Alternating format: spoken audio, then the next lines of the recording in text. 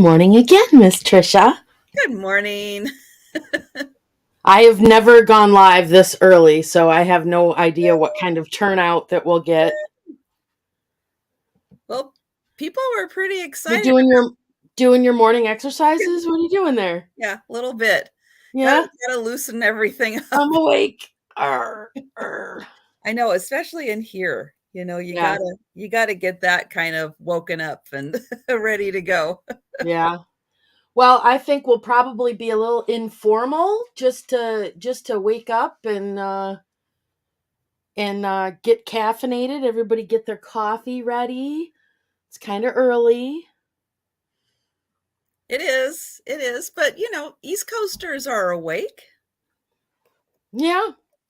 And yeah, people were pretty excited about the book sale. So yeah, I'm Well, hoping that's good. What kind of books do you have today? everything. Yeah. Name a crazy subject and I probably can cover it. Wow. I I have always weirdest get picks. asked for history books, Yeah, um history. jewelry making books I get asked for. That I don't I Uh don't have a lot of crafting right now. yeah. I figured you probably would have some I have crafting. some crafting, but crafting ones are hard to part with for me. Yeah, I've got quilt, sewing, knitting, something. But yeah, I've got those kind of lots, but not really crafting outside of that.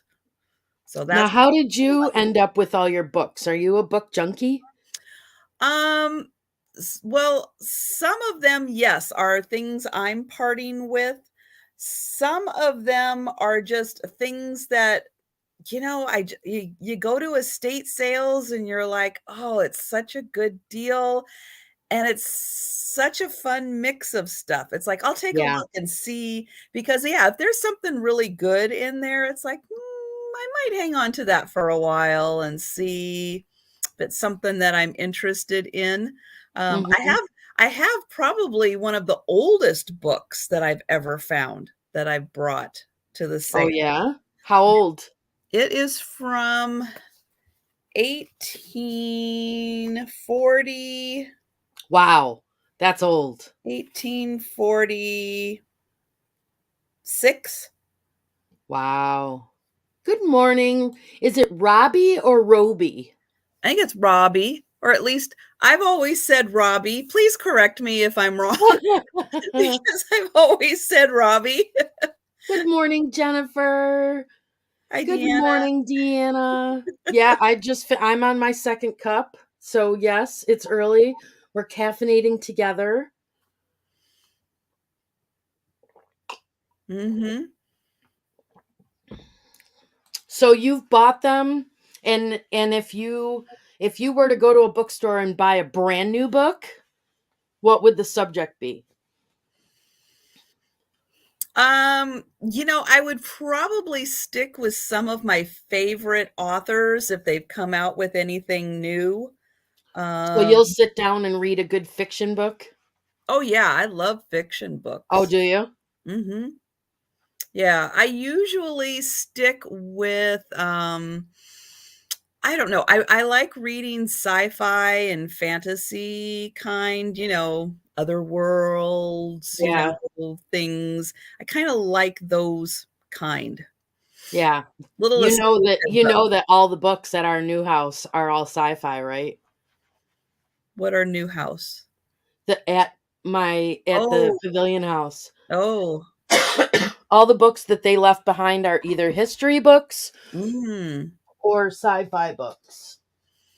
Yeah, there's a couple authors in particular I really do enjoy. So, um, Yep, it's Robbie. Robbie,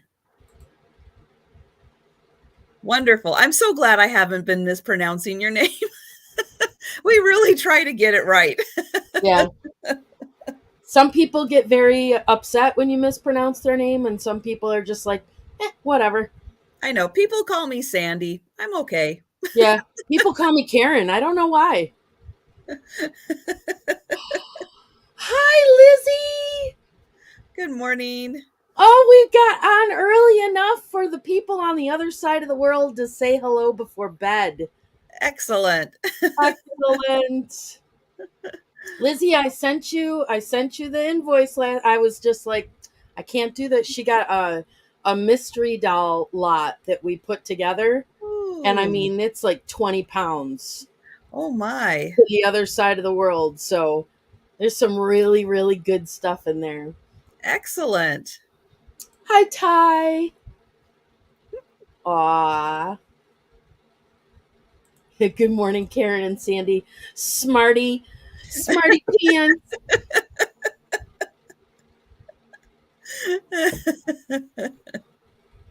Good morning. This is a disgusting time of day, but for you guys, I'm here. We love you, Wow. Brett. Thank you. All right. Well, we Well, are don't doing forget, in 12 hours, I'm going to be live again. If that time works better for you, come to my channel tonight there you in go. 12 hours, and we'll do this all over again. Not with books, but with other stuff. Yeah. Saturday night sales on Trisha's channel are awesome. Higher end stuff, high quality stuff. It's fantastic. Yep, Ty. Lizzie's in Australia as well.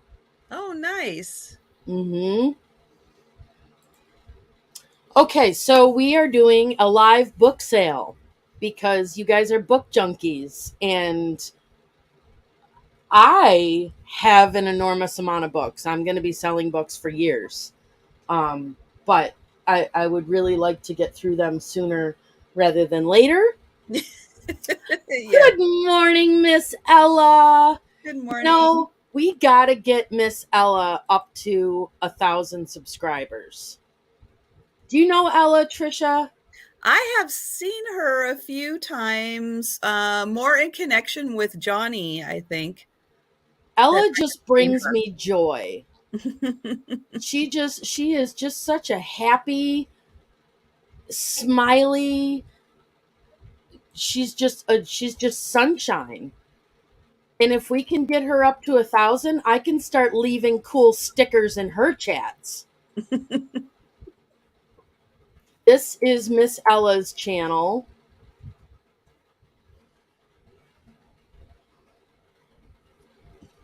Well, I will check and see if I am subscribed to her.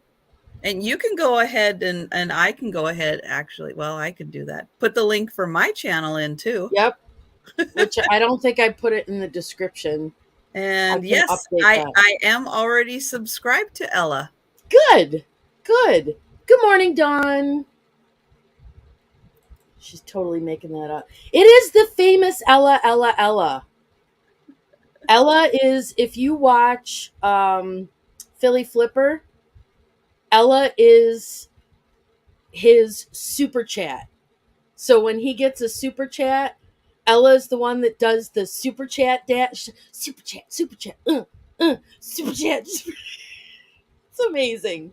She just lights me up. Love her. Love her. Thanks, I know Deanna. I keep trying to think of what can I do to promote getting a super chat. It's like what's the one thing that people want? You know, do you want to see something, ask something, do something? What is it that's going to motivate people to kind of I get to don't that know. next level? That's So a good question. that's what I'm thinking on. I have totally missed you, Miss Lizzie. Who is this Trisha lady? She doesn't by chance know the famous Suspizio. I got Suspizio merch last night. Thank you so much. I appreciate that. And I'm adding too. I've been working this morning, adding some new products to the Suspizio line. That's cool. Okay, so we're doing an early morning live sale. We're not firing on all cylinders just yet. At least I'm not. So I'm still caffeinating along. If you've never been to one of my live sales, My email address is scrolling at the bottom. We ask that you register with at least one of us. Trisha is Sandy and Otto at Comcast.net. I am Antiques from Karen at gmail.com. I am shipping from New York. Trisha is shipping from Washington. And we got books. And books, as long as they don't have advertising in them, can go media mail. If they are magazines that have advertising and things like that, they can't go media mail, so they can go parcel post, which is usually, it's usually pretty reasonable. That's within the United States. We also ship to anywhere, so feel free to order from us wherever you are. Hi, Jeannie. So, without further ado, I will let Miss Trisha get us started. You're muted, honey. Sorry, I wasn't sure if I clicked on my channel to get the link if the audio would pop in. So Hi, Lori. I did just put the link in for my channel. As I've been letting kind of everybody know on my sales, YouTube has been going crazy lately with unsubscribing people from channels, myself included, being unsubscribed to channels that I frequently watch. It makes no sense. I cannot figure out the rhyme or reason behind YouTube doing this, unless the bots are just really aggressive with their algorithms. I don't know. So my suggestion to everyone, every time you pop into a live sale, check and make sure that you are still subscribed to the resellers that are selling. It takes a second just to kind of click on those links and just make sure you're still subscribed. And it's just a really good thing. Just every time you go into a sale, whoever's there, just take a second and just double check. Because you will miss notifications like I have. You'll miss all kinds of stuff. And YouTube doesn't care if you've been subscribed to a channel for a couple of years and watch their videos like every week. They don't care. They'll just unsubscribe you. So it's a lot of fun making sure you're still got the channel access you want. Okay, so I am going to start with a lot of cookbooks. Morning, Doug. Have fun on your treasure hunt. Good morning. So these are a fun lot of, I don't know. Locations and churches and stuff always put out really good ones.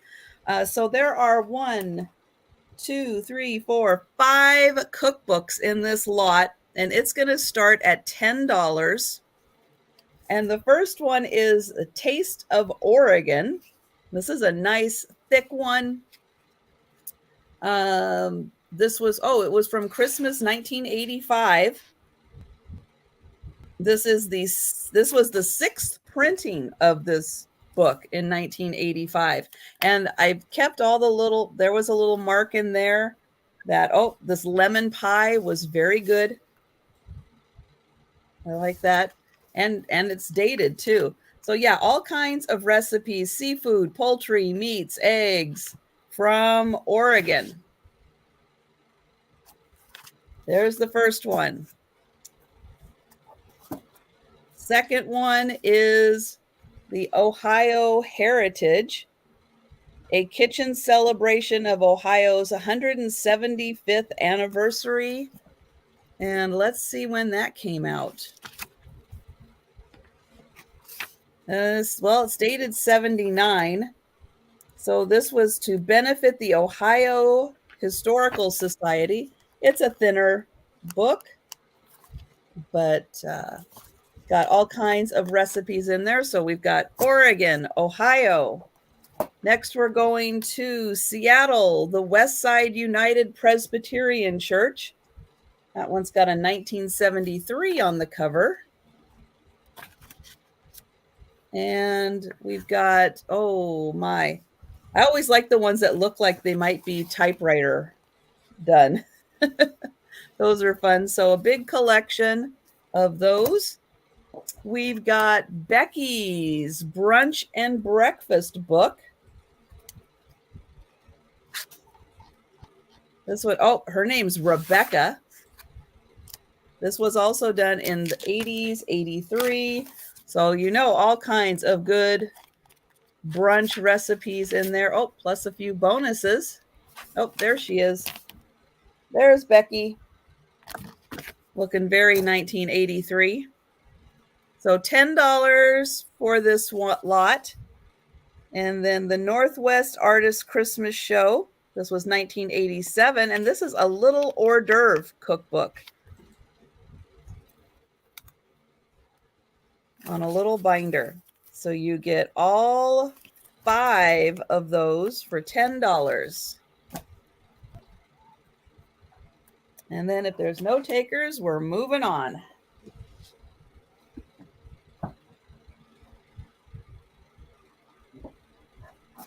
How many do you want me to do? You just keep going. Okay. So then I've got, this is also a $10 lot. Hi, Cheryl. Hi, Kathy. Hi, Sharon. Betty Crocker Picture Cookbook and the Better Homes and Gardens new cookbook. So $10 for both of these. These are tabbed with indexes for all of the recipes. This one, oh, this has got great graphics also of the kitchen. Does it say what year? No, it's not going to tell me what year. I'm going to say 70s on this one from the look of everything. So that is the Betty Crocker Picture Cookbook. Let's see. Well, it does have a barcode. So it does have a barcode on it, or an ISBN number. There we go. And then I've got the Better Homes and Garden new cookbook. This is also a tabbed cookbook, and you get a bunch of bonus recipes in the back.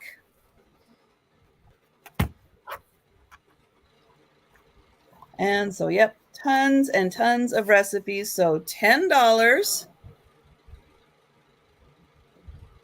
for the Betty Crocker and the Better Homes and Garden.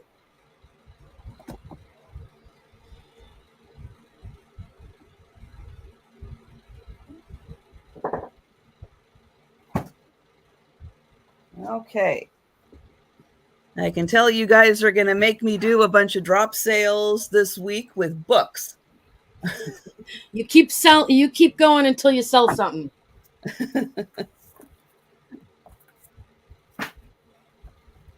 Okay, this one is really fun. I almost tempted to keep this one, but I would love for someone to do something really neat, maybe even crafting wise with this one.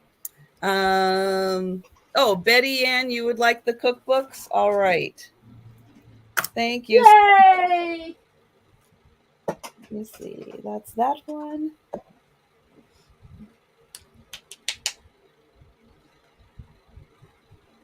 Okay, well, I'll show this one. Do you have registration information for her, Trisha? Oh, yes. Okay. Yep, I do. So this is a country and western keepsake. If you love, I'm going to say vintage country and western singers, this is the book for you. So this is going to start at $5. And this has like everybody who is anybody in country music. And here's Johnny Cash, just to show how vintage this is. And it has it, and the fun thing is like I remember everybody from Hee Haw. My grandparents loved Hee Haw. So we've got Buck Owens. We've got Grandpa Jones. He's not looking as old there. But it's like everybody who was ever on Hee Haw in here. Excuse me. But oh, this is so great. Look at all of these wonderful vintage pictures, and it's got little bios on everybody. Willie Nelson. Well, let's take a look. I think so, but I will double check. I'll just go through and show some of those pictures. Isn't that great? So let's see. Willie Nelson. Where would he be? They're not quite all in alphabetical order, so it does make it a little hard.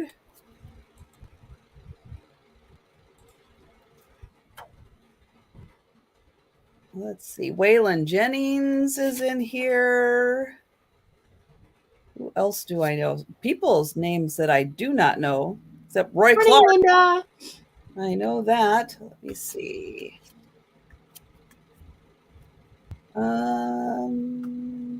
Hank Williams Jr. I do not ever remember Hank Williams Jr. looking like that. I gotta tell you.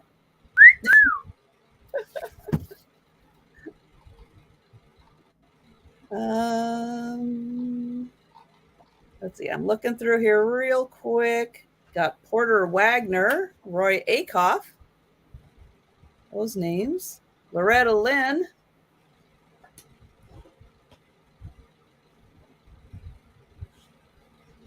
We got the whole Carter family. It does not look like Willie Nelson is in here, but here's a whole big write-up on Minnie Pearl.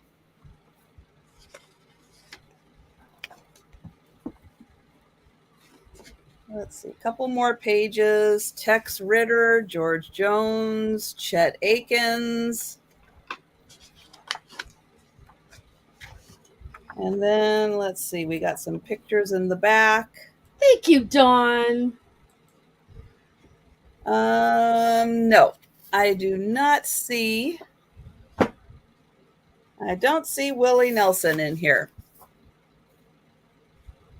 But I did see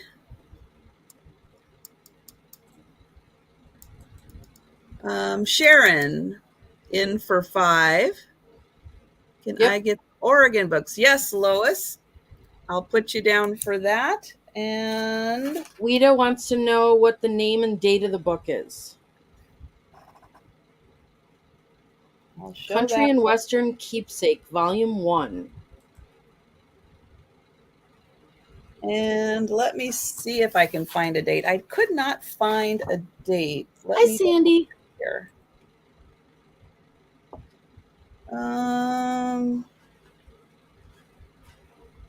Yeah, it just has the name of the company that put it out. But I don't know the date.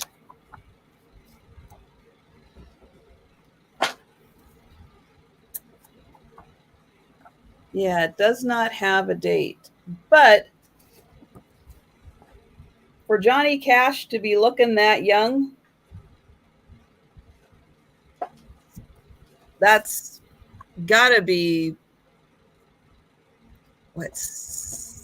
trying to think if it would even be the 70s, might be even be the 60s. But yeah, I just don't see anything that has a date. I am sorry. They just didn't think it was going to be important, I guess.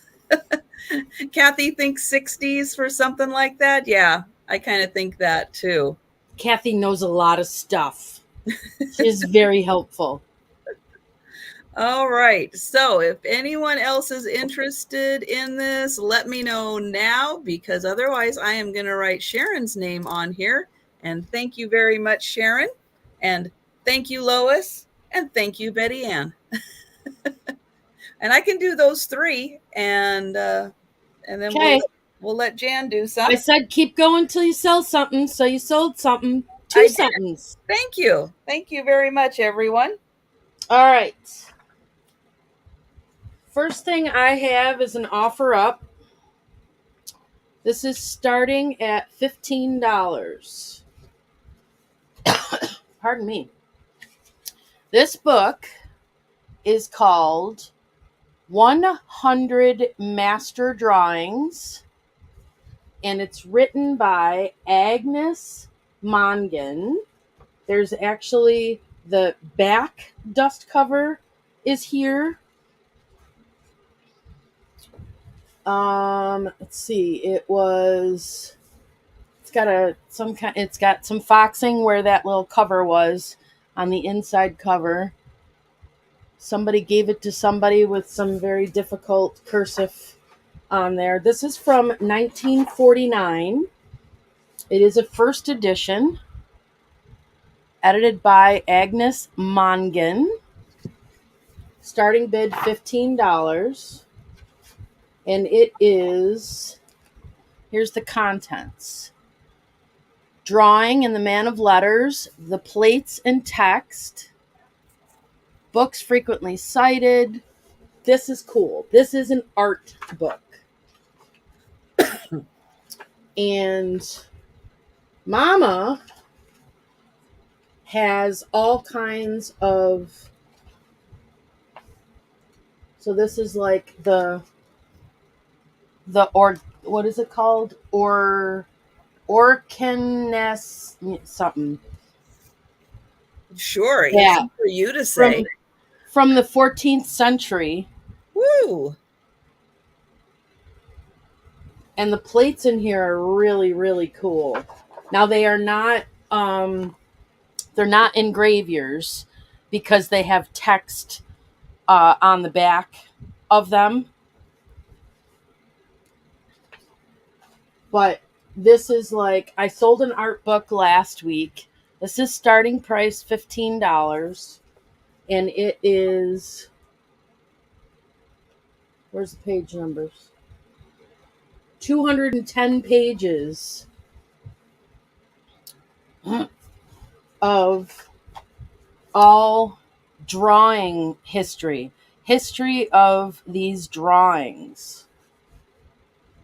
And there are tons and tons of graphics. Oh, Brett said that one was on bathroom wall. Oh yeah? She's Brett's primary language is sarcasm, just so you're aware. Oh, okay. This one is Simon Marmion, and that's from the 15th century. Silver point on paper prepared with an ivory ground. So it has the history of each of these ancient drawings. The one I sold last week was on paintings. This one is on drawings.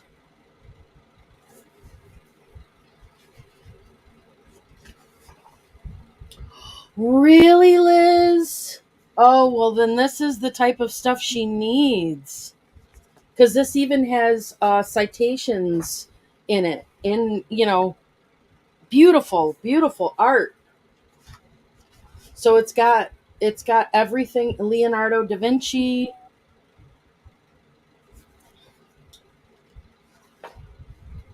Here's more. That's Filipino Lippi. Two male figures study for a Saint Sebastian and a young man seated at a desk reading.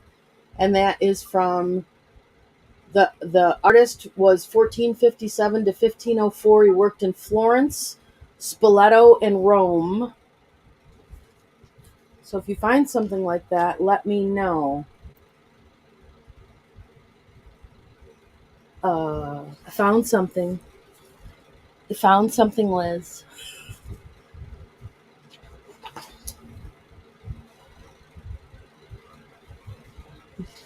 I need to sit on my hands until I pay your invoice. That's all right, honey. We have a hold shelf. So you let me know. This is all religious. Definitely about religious drawings and the artists. And you've got Jennifer for 15. Yeah, that is such an incredible book. Mm-hmm. My goodness. I I'm was, just loving I was every page. carrying on for a minute so people could research the book. Albrecht Dürer worked in Germany, visited Switzerland. There's all kinds of, I mean, this is beautiful stuff. Mm-hmm. All in one book, you know? Wolfgang Huber worked in Germany and Austria. Matthias Grunwald. And these are the types of books that I have learned that if you go out on eBay and you comp the title, people have no idea what's in them. And the prices that they are listing out there, until you go to a site that has actually looked at the contents of the book. I see Liz at 20. So every single page has one of these old illustrations. Now, this will also help you as a reseller identify reprints of stuff. Google Image will not help you with this stuff. Yeah, it's really hard for Google Image to zero in and match up pictures like that. It's not it doesn't look the same as like a China pattern. So then we get to the point where my mom's got bookmarks. And I don't know what the reasons are for the bookmarks, but I'm going to leave them in there. Giovanni Battista Tiepolo. And Jennifer is out to Liz. Okay. I'm going to start calling this down, you guys. And Cheryl, I saw your email, and if I ever come across that one, I will let you know. What are you looking for, Miss Cheryl? I want to know, too. She is looking for... So it's the spine and everything else is in absolutely beautiful condition. I'm going to start calling this down. Going once. A wonderful book, Lovingly Seasoned Eats and Treats, which is a Mennonite cookbook. Okay. I have some of those, I think. Very intriguing. Oh, you sent it to me. Okay, good, Cheryl. Going once, going twice, last call, and sold. Beautiful gift for your daughter, Miss Lizzie. Oh, yes. And if you guys are looking for a specific topic, go ahead and throw those into the chat. Yeah. And if I've got it, or if Jan's got it, we can bring it up in the next round. Because I've definitely read everything here, so I know. Well, maybe if it's in your immediate stacks that you can visually see. I research everything, but I have a pretty good memory. It's a very selective memory. That's okay. All right. My next one, I tried to sell at the last book sale. Starting price on this is $12. And it is a first edition of Betsy Ross and the Flag by Jan Mayer. Hello, Ren. Welcome to my channel. Betsy Ross and the Flag by Jan Mayer. It's in beautiful condition. Starting price $12. It is the first edition. Random House, 1952. No foxing or blemishes on the pages. There's a little dust. It's got the dust cover. It's got a couple of little tiny bumps on the corners. Sorry about my nails, guys. I didn't have time to do them. And then the book itself is beautiful even without the cover. It's embossed on here. Betsy Ross and the Flag. Beautiful, beautiful condition. I see you, Miss Sharon, for $12. Thank you. I see Jennifer for $13. So, like I said, on the dust cover, there is some foxing, but the inside, gorgeous. Hi, Jane. Gorgeous! There's all the flags on the end pages. More flags on the end pages here. The illustrator of this book was Grace Paul, and she was born and raised and educated in upstate New York. Did you know that? Isn't that wonderful? Uh-huh. Included in the book are the civilian regulations for flag etiquette that was established by Congress. This is a great purchase for our 4th of July coming up. Mm-hmm. Betsy Ross and the flag. Jennifer is at 13. Sharon, are you in at 14? Or are you out? Hey, Paul. I was just talking about you. Why was I talking about him? Because... Oh, Ella. Ella. Yes. Because we love Ella. Hi, Jean. Sharon is out. All right. Is it a true biography or an interpretation of what happened? Well,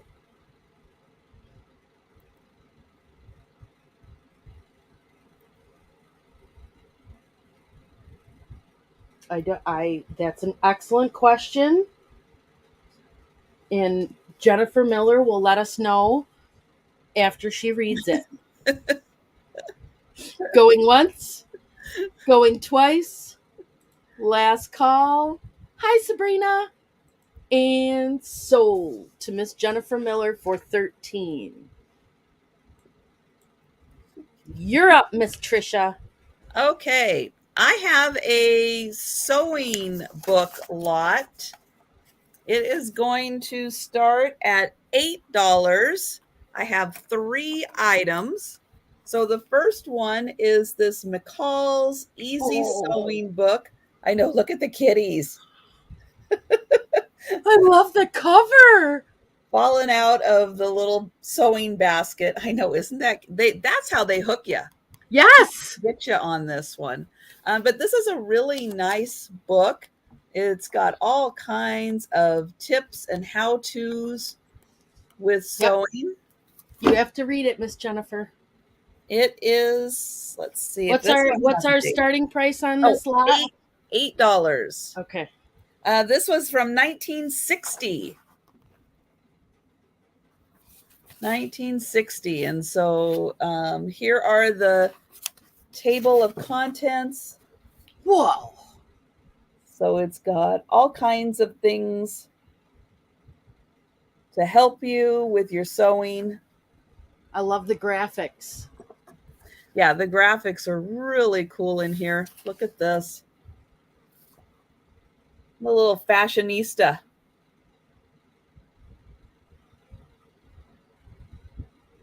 Very stylish. You know, if I ever get into junk journaling, that's the type of thing I would do, is like a sewing. The graphics are great, and the more I'm exposed to this stuff, the more I appreciate it and like it, which is extremely dangerous. I would like to stay emotionally disconnected so that I sell everything. So the next one that's going to come in this lot, I found this one really interesting. So this is clothing repairs. Sharon was in at 8. Now we have Cheryl at 9. So this is a home and garden bulletin from the U.S. Department of Agriculture. Oh yeah, Brett, no qualms. Who knew that the Department of Agriculture is putting out a clothing repair booklet? And it says this publication supersedes the Farmer's Bulletin of 1925, ABCs of Mending. Okay, so it only took them 40 years to update. It kind of makes sense. I mean, cotton's from a plant. Yeah, true. Very true. So this is from 1965. And so this is actually, yeah, it's got stitches that you would need to know. And then it's got techniques on how to do repairs. It'll show like a little, let me find one that has the little rip or something. Oh yeah. So it's like, you know, you got a hole in something and that teaches you how to fix it. Here's how to put little patches on holes so that your clothes will last a little longer. So there's that one. Now the last one is a pattern. So this is a folk wear, and this is the Romanian blouse. It's from 1975, and it's got everything all in here. You get the little folk wear. It's like a little brochure of all the different folkwear items. Here's another little brochure on folkwear. Another little catalog. And then here's the instructions for the Romanian blouse. And then here is the pattern all intact. So you get all of that. And I see Cheryl at 11 and Jennifer is out. Thank you guys so much. And Sharon is out as well. All right. So we can go ahead and count that one down for, let's see, for Cheryl. So going once, going twice, sold to Cheryl. Thank you. That'll help people get serious about bidding. And we're moving on. Okay, next I have a kids lot. Woohoo! I got kids books too. Yay! So this lot is going to start at $10. 1, 2, 3, 4, 5, 6, 7, 8, 9, and there are 10 books. $10. Okay, book number 1, The Owl and the Pussycat and the Calico Pie. This is a elf book. There are some golden books in here. I was looking for a date on this one. Where is it? Where's the bee? Oh, look how cute they are. Oh, they are so cute. So this is from 1980. It was printed in England. No, it's English. It was printed in the German Democratic Republic, which is, that's East Germany. So there's the first book. So $10. Then we've got The Little Mermaid, little golden book. This one is several prints in, but it is in decent condition. What's the condition. start price for this? $10. $10. 10 books, $10. Then there is Ariel is My Babysitter. So 2 Little Mermaid books. This one, 2016. This is in like nobody ever read it condition. That's really good. The Lion King. This one is from, I think this is from 94. This is in great condition also. Really nice. Then we have the Little Golden Book of Holidays. Look at that, Halloween and Christmas. This one is from looks like 1985. And it's in really nice condition. Really good. Feels like it's hardly been read. A Child's Year. Also a little golden book. This one's got a little bit of wear, and it did belong to Nana Sue. And other than that, yeah, this one is in really nice condition. So that's the whole year. I love the ones that have the holidays. Good morning, And Joanne Baber. Good morning. Then we've got the Return to Oz. This one does have a little more wear on it, and it's got a sticker from, looks like Half Price Books. Here is the inside. I don't see any drawing or anything in there, just like somebody tried to fold this one in half, maybe, for some reason. The Happy Man and His Dump Truck. Look how happy he is. He's got a dump truck full of animals. I hope he's just taking them for a ride around the neighborhood. This is a great lot, Trisha. So here is this. Several printings in, but this book is in excellent condition. Outstanding. There he is. Look at him driving around the animals so they can see the neighborhood. You're up to $15 for this lot. Then we've got Benji, fastest dog in the West. And oh, look at him run. Look how fast he is. This is 1978, but I think this might be a later one because it is in beautiful condition. And then here is the last book, The Gull That Lost the Sea. Oh, no. I know. Oh. There oh, no. Redefined. No writing in here, in excellent condition. And let's see. Oh, spoiler alert. There we go. Everything's okay. I want to make sure everybody knows he's okay. It has a happy ending. So those are the 10 books in the lot. So we've got, Ariel and the Lion King, plus some really fun little golden books. So 10 books in there.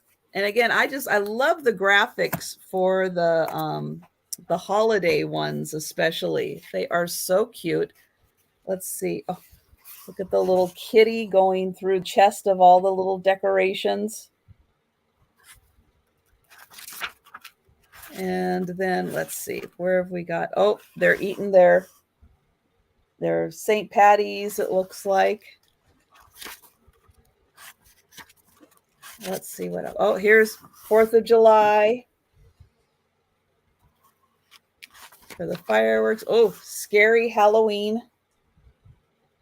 Let's see. Oh, and Jane is out. And then we'll look at.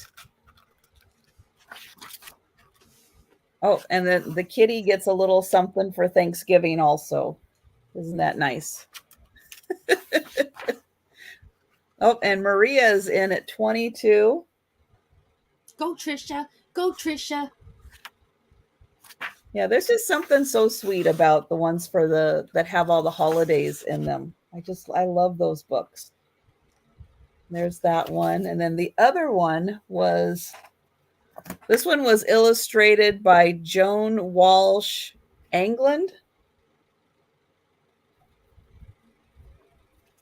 And then it has, let's see. Oh, there's January.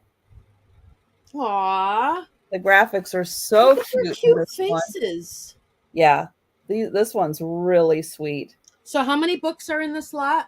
10. Okay. 10 books. There's March.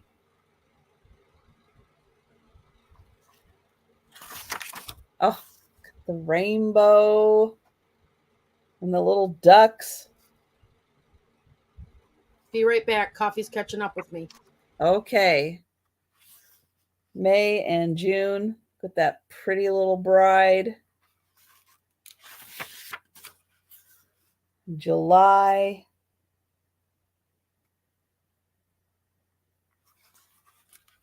And these books are so great to add into like your little, if you have a little vignette or some little display back to school in September. These are fun to open up and just show off. Oh, look at October.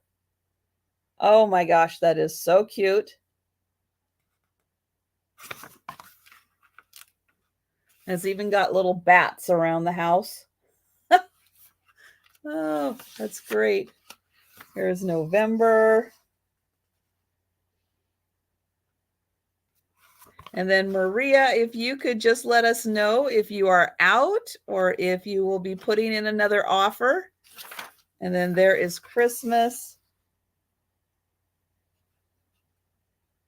That's so great. So again, you get the two. I love these with two with the holidays. There's Oz, the dump truck, Benji, the gull that lost the sea. Thank you, Maria.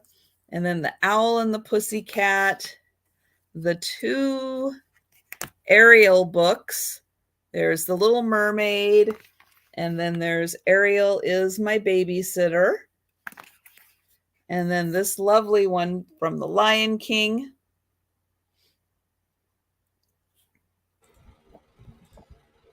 Got Maria at 28.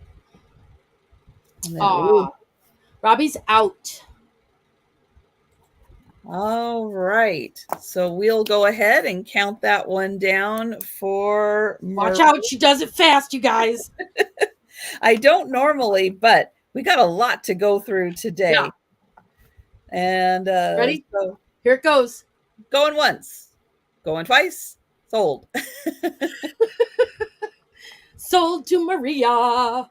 Thank you, Maria. All right. I'm going to see how these go. So this lot, I'm going to start at $10. There are 5 photography magazines. 5 photography magazines. This one is from June 1991.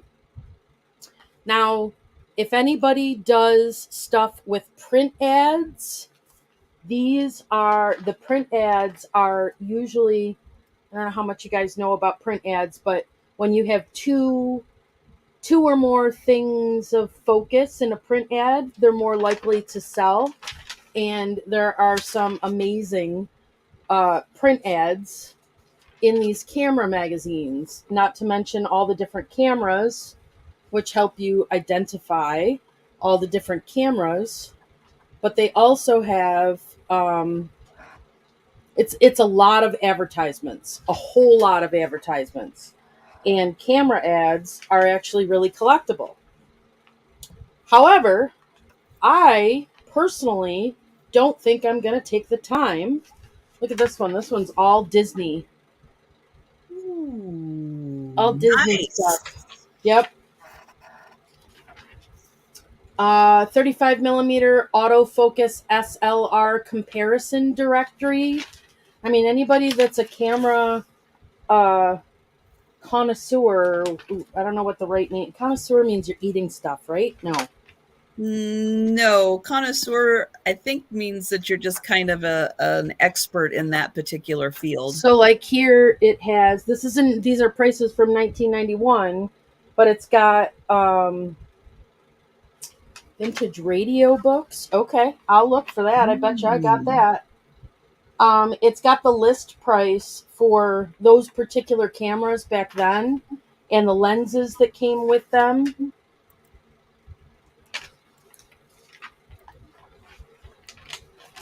But June 1991, September 1997,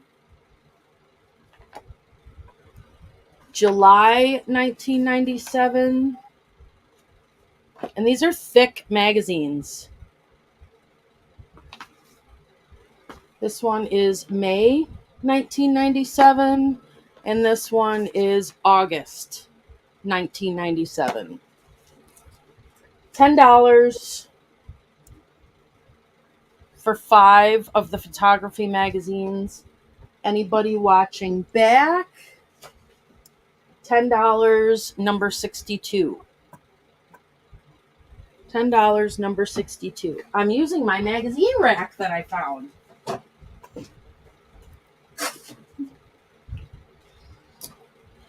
Next, I have a vintage children's book lot. Now, I've looked all these up, so I've got my little notes on them. There are 4 books. I'm starting this at $16. It is, Kathy, very much. So this one I looked up. It's going for about $20. It's from 1965.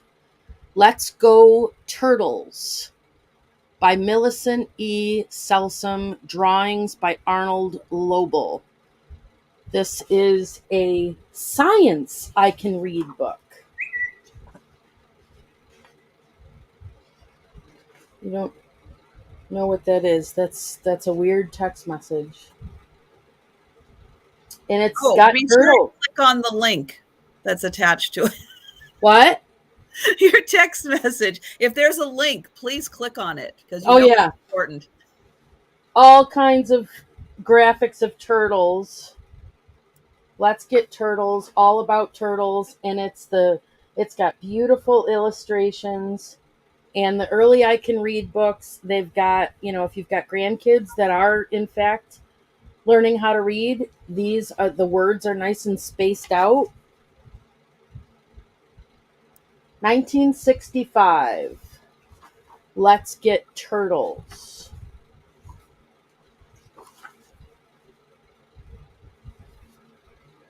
The book has bumps on the spine. It's definitely aged, shows its age, but it's a beautiful old book. The next one is The Surprise in the Storybook. This is a Wonder Book easy reader. Oh, well, let me get some older ones for you, Miss Dawn.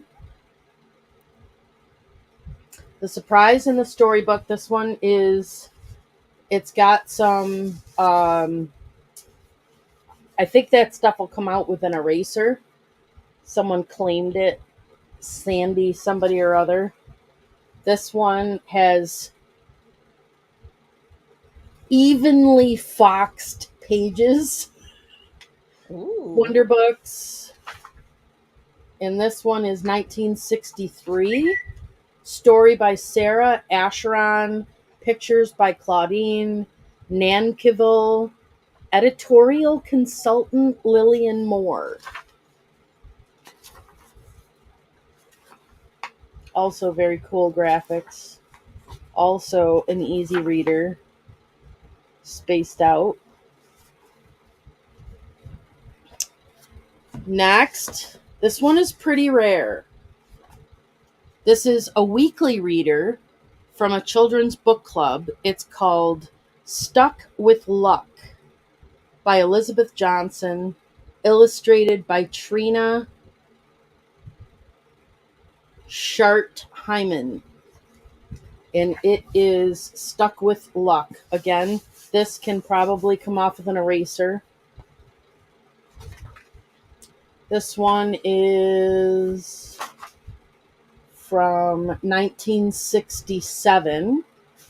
And this one is a chapter book. The weekly reader ones are supposed to be harder. The illustrations are amazing.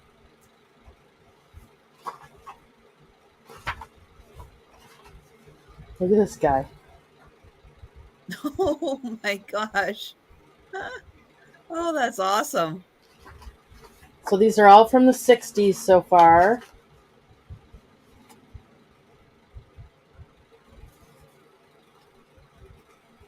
And this one has hardly any bumps. 88 pages in this one. It's got some spots on the cover, but it doesn't, the binding is in really good condition. And then the last one for this lot, this one is very difficult to comp. It is a first edition, 1960. Esther Averill. It's called The Fire Cat. if you look this one up, prices are anywhere between $15 and $130. Ooh. Astral Averill, the Fire Cat. Anthropomorphic. Now, someone did make a claim on the inside page there. This is an I Can Read book. Not an early I Can Read book. This is an I Can Read book. So, first edition, 1960. Pickles.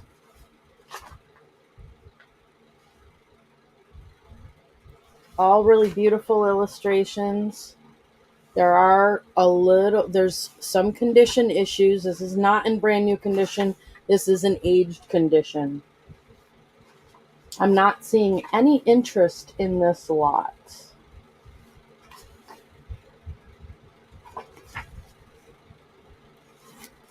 The Fire Cat.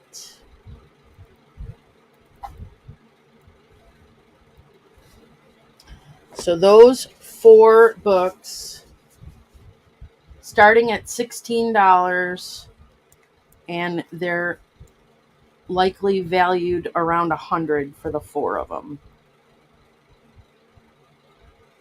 Don't see any interest. It's going to be number 3 on these.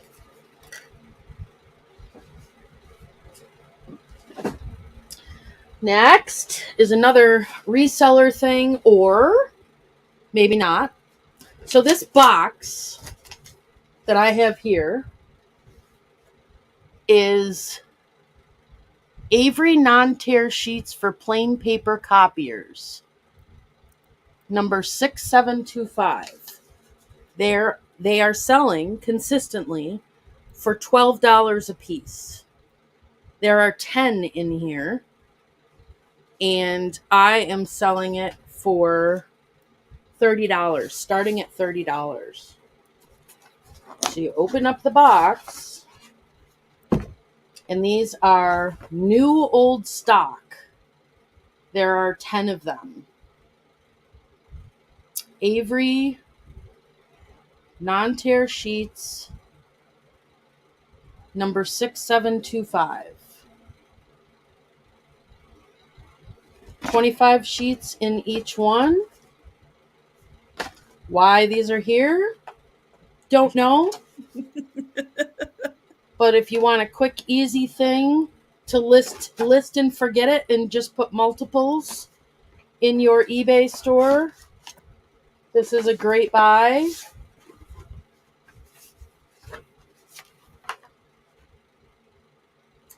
For $30. She's not kidding, Kathy. She has been taking a pole dancing class. Avery 6725, $30. Number 91. If anyone is interested in that. Tough crowd. Let's see. What else can I do to entice people today?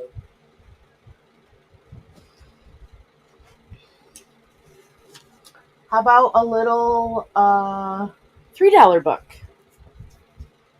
The House of Exile by Nora, Wong. Get a little fiction in here. Great dust cover. Somebody's got a handmade silk bookmark where they drew a monkey. Extra bonus in the book. It is 1933 is the date on this book. The book itself, if you're making like a cool display for books, is like, it's kind of like a red color on the book. and deckled pages. I've learned all these terms. Deckled pages on the sides of the book. And it's lovely. And it's old. And I see Miss Cheryl for $3. Anyone else? Going once. Going twice. Sold to Miss Cheryl. Okay, Trisha. That was a tough one, but I sold one. Yay! Thank you, Cheryl. Well, those other ones, those children's books were really, really neat. There weren't any pictures in this book, Sharon. Not that I saw. Wow, just lots of words to read. Yes. Well, there's a couple. There's a couple of like illustrations within the pages. Okay. So I've got kind of a history lot next. Woohoo! There are 3 books. This is going to start at $8. And the first one is called Mort's Relation, a journal of the Pilgrims at Plymouth.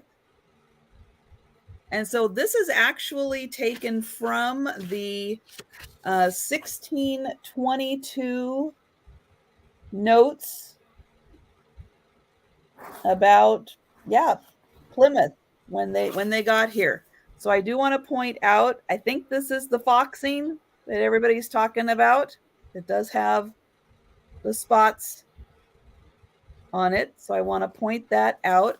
It has about 100 pages, and it's got some illustrations on how they had things set up there. But yeah, it's really, really interesting that it has, it's a journal about what the early Pilgrims saw when they got here.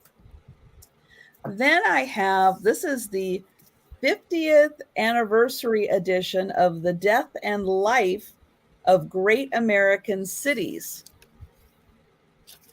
And let me get in here. So this is from 2011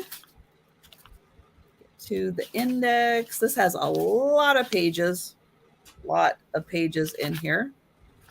Still don't have. There we go. So yeah, this has all kinds of stuff on cities, how cities work, what works in cities. Just kind of interesting stuff. Subsidized housing, cars, and the need for diversity and mixed use areas and interesting things about cities. But I thought if it's the 50th anniversary edition, this book has been around for quite a while, and some people have gotten some interesting things off of it. The next one is a field guide to America's history. This one looks like it's from the late 80s or mid 80s, 84. And this has to do with all kinds of stuff with canals, railroads, bridges,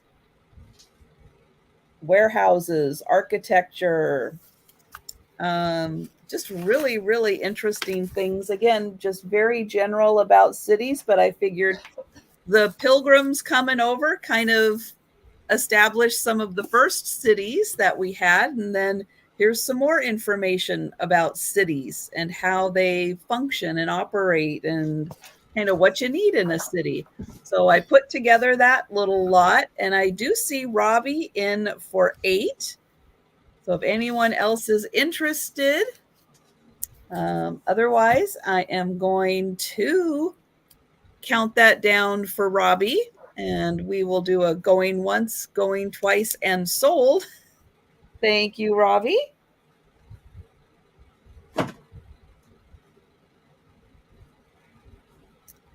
And then my next lot is also 3 books. This is going to start at $15 for these 3 books. And the first one, they're big books, which is why I'm starting them at 15. So here's the first one, Mary Emerling's American Country Classics. And this is a big hardbound book. And let me see, it is full of pictures, full of really great pictures and architecture and how to design and decorate and, get the kind of living space that you're looking for and all the little accessories in a country home. So this one, $15 for this lot. That's the first book. And it has, oh my gosh, 288 pages in it. So there's the first one. Here's some more pictures on the back. And this is in great condition, like new condition. And did I say what year that came out? If I can find it. 1990 on that one. Then I have Gifts for the Family, which also kind of has to do with some decorating ideas and things you can do around the house to add a little splash of all kinds of goodness in there. This one is from, let's see, this is a Reader's Digest book. It is from 2005, and it has 250 some pages. And this one, again, just full of great decorating ideas, fun handmade gifts that you can give and people can use to decorate around the house. So really nice practical uses for everyday things. And yeah, you can give them as gifts and people can use them and decorate with them. So 250 pages there. And then the last book is Simple Pleasures of the Garden. And this is stories, recipes, and crafts that you can do from the garden. This is from 1998. And it is, again, full of great ideas for the house, gifts you can give, and all of it from the garden. So these 3 great books, $15 for the American Country Classic, Gifts for the Home or Gifts for the Family, and Simple Pleasures from the Garden. So think about that one, and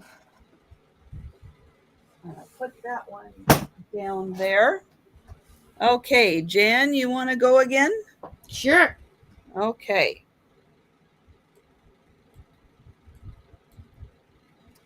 All right, I have a craft book lot starting at $10.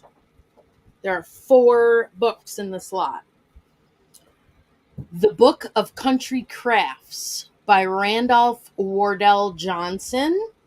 This is a library discard book. It still has the library thingamabob on it. What do you call this stuff? I forget. This is the 4th printing, 1973. Let's see what's in the table of contents. Working with Wood, Evolution of the New England House, Restoring Old Houses, furniture construction, use of small machines, wood turning, refinishing materials. Section 2 is working with clay, local clays, making pottery, firing pottery, the potter's wheel, making glazes. Section 3 is working with metals, how to work with sheet metal, tin, pewter, copper, brass, nickel, silver, and sterling silver, soft soldering, shaping by hammering. Section 5 is on working with stone, how to build an efficient fireplace. Stone carving, kinds of stone, direct carving, sundials. Section 5 on working with color. And then this is a sit and read it type craft book. There are some illustrations, but for the most part, it's a sit and read one. I see you, Miss Lois. Thank you. The next one in this lot is Early American Crafts. And I mean, this is cool. So this one is also a library discard, and it still has the thing on it. 1954 on this one, and it says artistry with the camera, transparencies from grandma days, design your own wallpaper, antique India painting for modern homes, new fun with old stereoscopes, spray splatter work for today, Pennsylvania Dutch decor, Berlin woolwork, hand-printed fabrics, color, beauty and color in tinware, yesterday's stenciling for today's furniture, fancies with a fret saw. Ooh, I want to play with a saw. Preserving flowers, a harvest of wax fruit, smithing, a man's hobby, old-time pewter, a new look for old china and glassware. This is like not your normal craft books. And this is the type of stuff that got my mom going with, you know, all of her inspirations. And there's stuff with cigar boxes in here, and if I read through these it would make sense why certain things are here. And then also in this lot, step it up a little, 1991, this is a brand new condition of country folk art. This is the holiday issue, the Christmas issue of 1991. Hundreds of holiday ideas. And I will just fan through that like that. Granny Squares and Nanny Squares. It's a hardcover book. Vanessa Ann collection. This is in brand new condition. And it's got all those patterns for different granny square Afghans, and it's got full color pictures of all the different patterns. So this lot, $15. Oh, she doesn't want my book. She wants Trisha's books. Oh. All right. Thank you, Lois.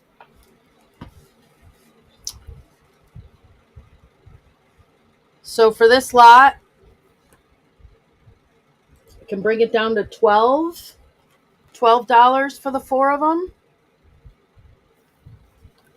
Or did I start it at, I don't even remember what I started it at. 15. Okay. $12 for the 4 craft books. $5 for the Granny Square book. You got it. Jennifer Miller. So now we'll go down to $10 for these 3. Stacy May, I want your books. You want to offer $10 for these 3 books?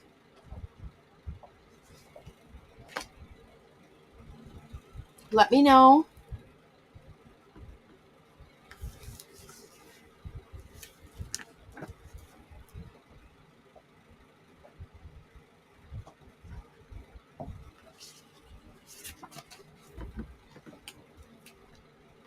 Sure. Well, thank you, Stacy May.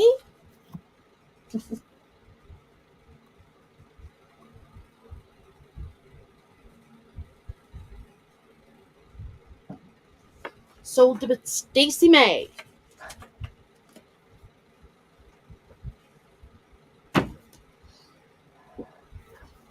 All right. Next, I got a Bible with an old cover. Where to look in the Bible? Let's see. The Holy Bible containing the Old and New Testaments.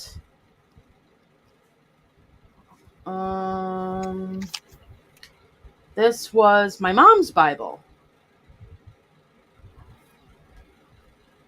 It's got her name in it, 1954. Let's see. Let's fan through and see what's in here.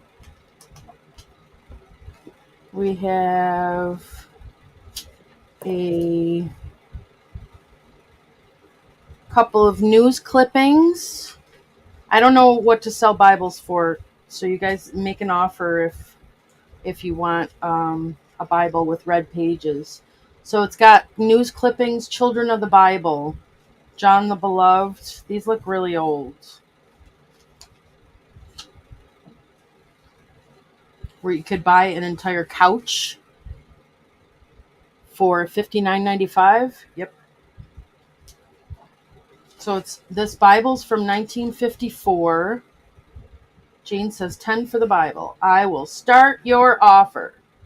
And this is in pristine condition. So if you look at, so it's got the cover on it.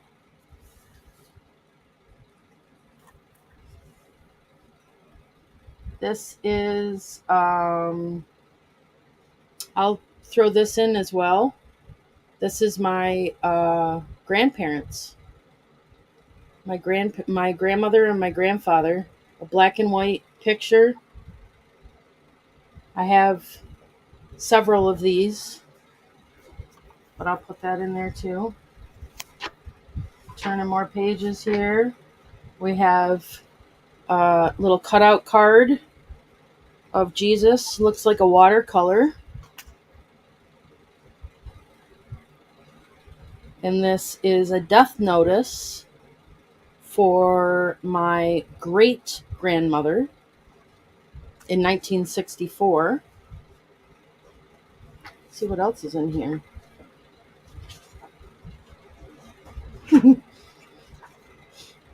My Uncle John.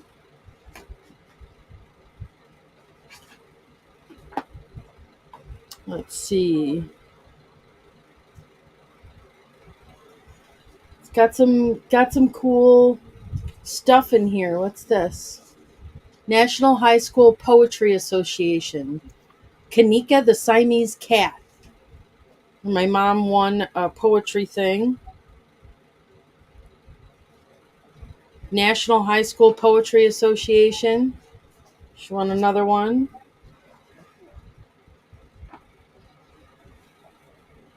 Let's see, here's something in an envelope. Ooh, that's exciting. Let's see. Certificate of Promotion. Primary department. She got promoted to the junior department, and it's got all the signatures of the people at the church. This is cool.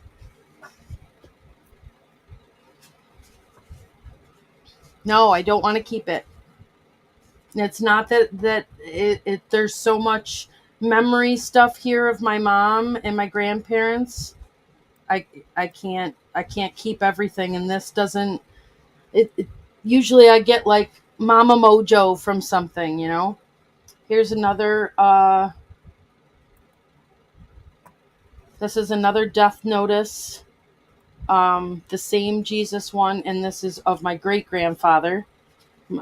My great grandparents died within days of each other.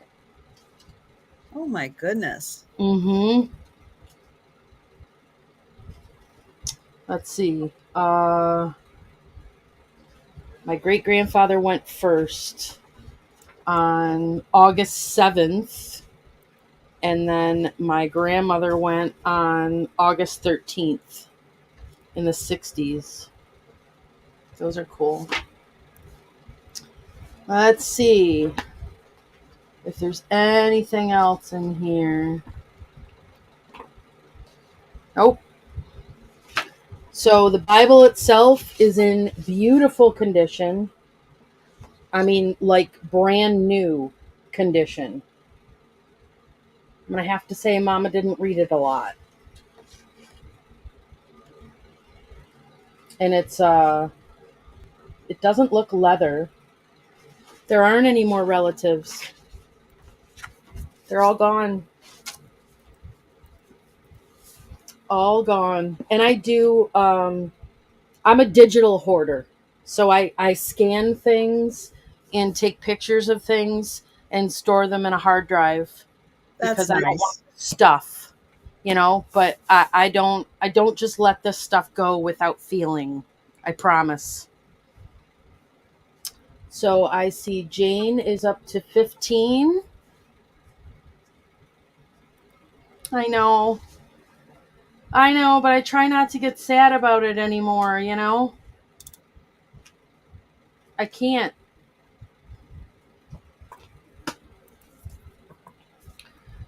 Anyone else?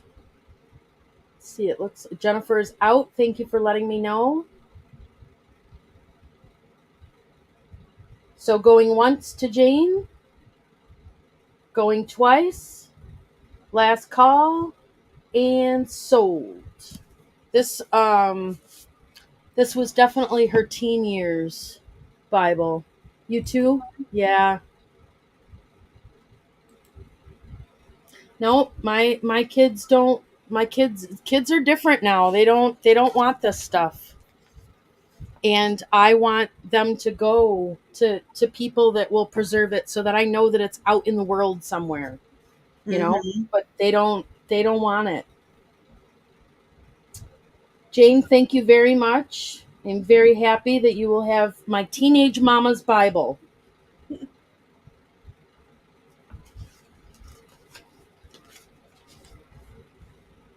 All right, Miss Trisha. Okay. So I have one book. It is going to start at $10. It is in rough condition. I'm trying to get the year on it. All those blank pages in the front. This is from, oh, for goodness sake. 1906. And it's going to be $10 start.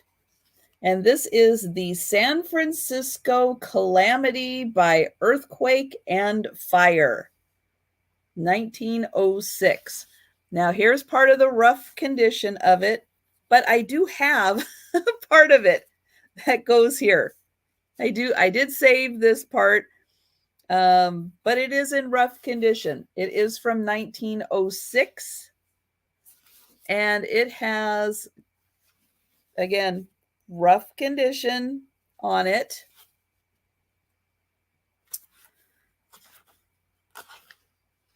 And where was that?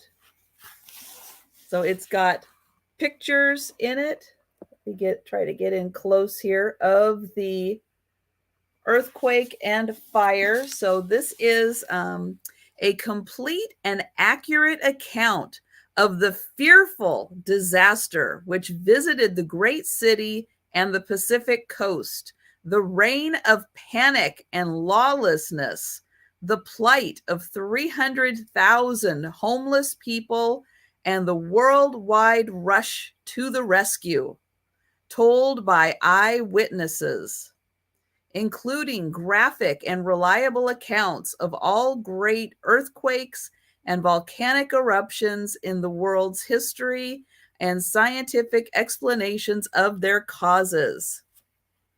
It has nearly 100 illustrations made especially for this work, showing the havoc caused by fire, earthquake, and volcanic convulsions. My goodness, if you're not terrified before you even have a chance to read the book. But it is very interesting. So here's another one of the photos or pictures that is in here of people looking across the bay at the fire. And so yeah, it is a little rough in here. So some of the chapters, so it does talk a lot about San Francisco, but it does also talk about other disasters around the world.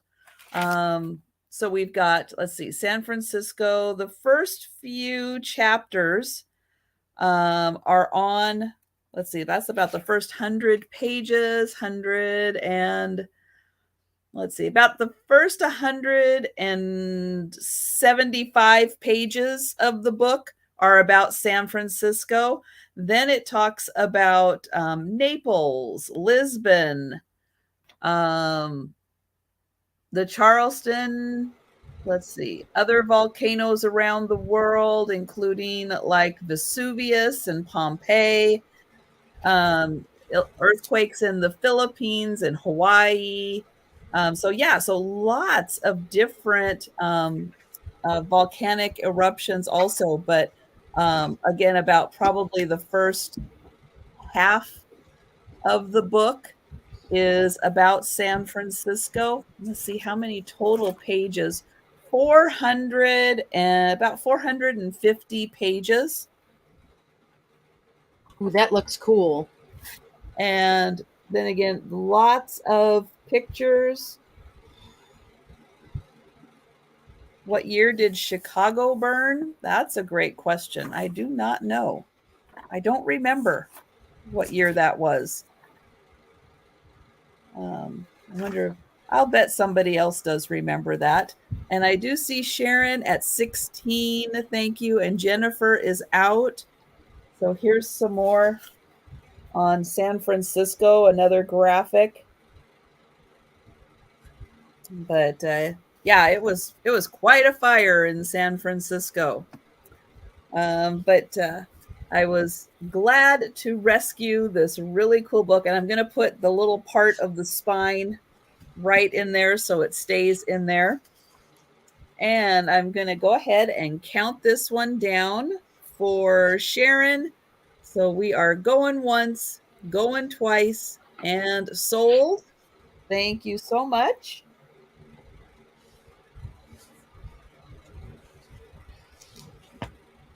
Okay. That there. And then I've got a little fiction lot. And this is going to start at $5. And it is 3 books, $5. We've got And Ladies of the Club. This is a very thick book. This was one that I was going to read, and then I went, I don't know if I can commit to reading this book because it has a lot of pages. But I do believe that it was either set towards the end of or around the Victorian times, I think towards the end. So this has 1,176 pages. And here is the lady who wrote it. Good heavens.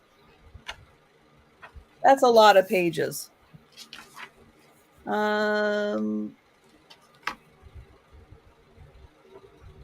Let's see. Oh, from the chaotic aftermath of the Civil War to the threshold of the New Deal. It tells the warm, intimate, yet epic tale of the lifetimes of 2 women in a small Ohio town and the other members of the Waynesboro Ladies Literary Society. Yeah, it says she was in her 80s when she wrote this. Good heavens. That's a lot of words to get out. And for someone Yeah, I guess she'd been storing all those words up for quite a while and just had to get them out. So $5 for this lot. So that's the first book. Then there is a Requiem for Love.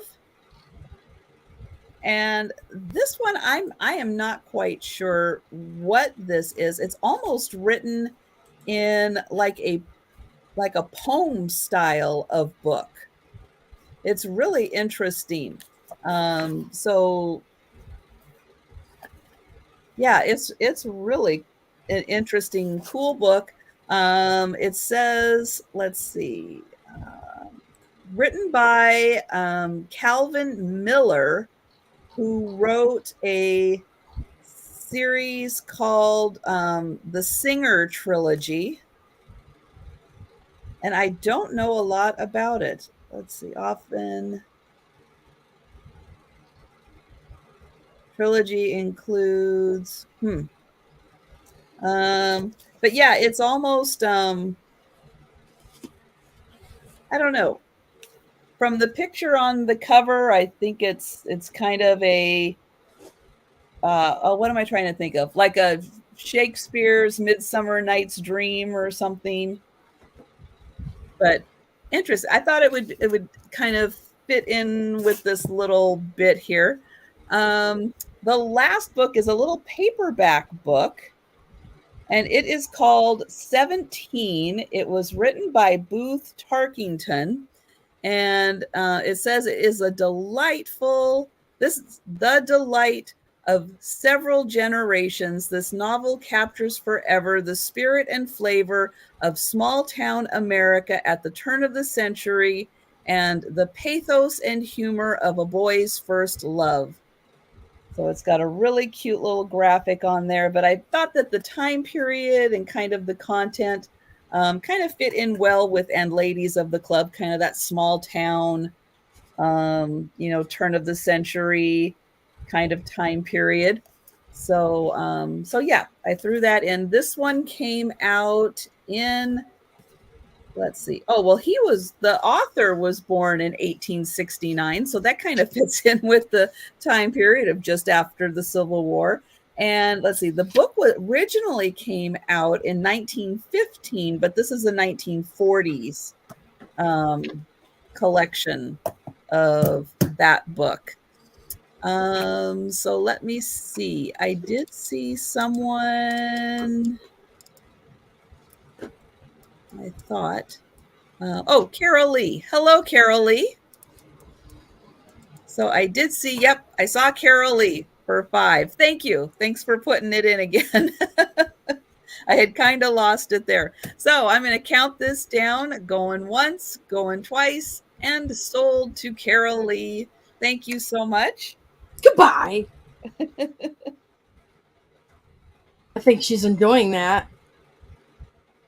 I know I don't usually do the countdowns that fast, although I can, because at that point, everybody's out except for the high offer. So I can do it fast if I wanted to.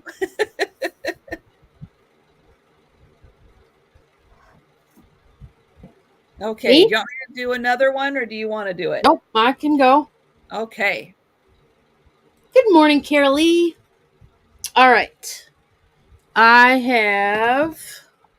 going to call this a kid lot. And I'm going to start this at $8. There's 3 books.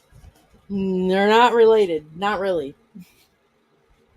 So the first one is Kids Sure Write Funny. And it's a really cool dust cover that's on it. And underneath the dust cover, the book is in beautiful condition. Gold embossing on the side. Put that back there. Starting at $8 for this lot. Kids Sure Write Funny. A Child's Garden of Misinformation. Lovingly harvested by Art Linkletter. Illustrated by Whitney Darrow. 1962 is this book. And this is a good, just little tidbits, enjoyable tidbits, little illustrations. Let's see. Let's give an example, a short example. The president says we should not send any gold drains overseas. To get the gold out of the water, the California miners used a river bedpan. The Puritans came to this country so they could enjoy the freedom of persecution. Who is the first lady? Eve. Oh, that's a good answer.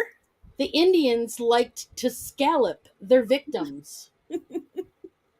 Little Bighorn sounds as confusing to me as General Custard. The West used to be full of cowboys, but they all shot each other. Oh, no. This is a good one. $8 for this lot. There's 3 books here. Oh. The next one is Games to Learn by Muriel Mandel. The 101 games in this book are new and old, games that work, and the players learn from them while they're having fun. Dozens of games to play on long trips in the car, train, or plane, games for parties that break the ice but not the furniture. Brain teasers, relays, there's music, art, puppetry, language games from Ghost on up, math and thinking games. Good stuff.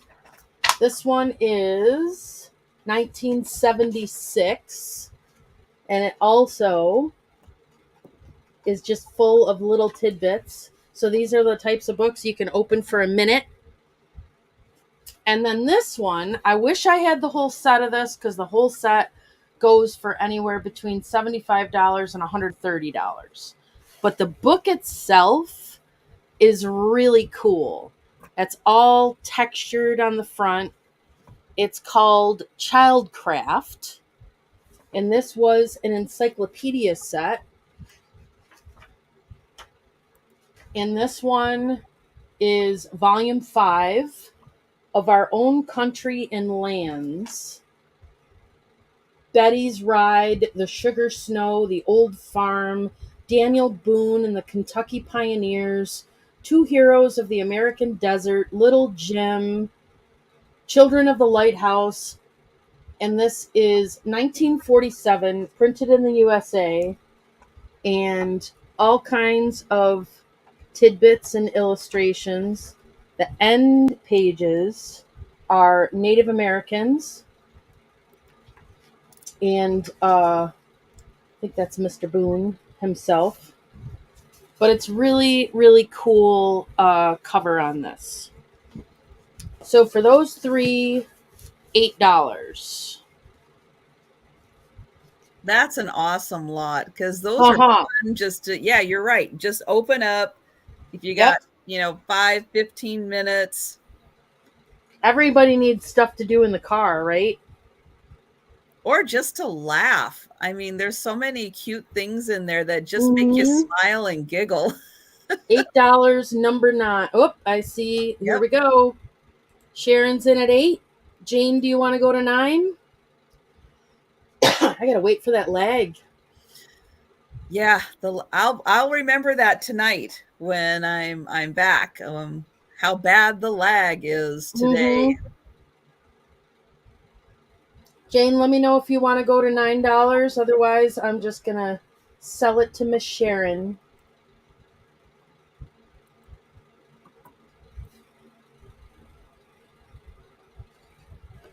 Sharon does love her books. No, thank you. All right, sold to Miss Sharon for $8. Thank you, Sharon.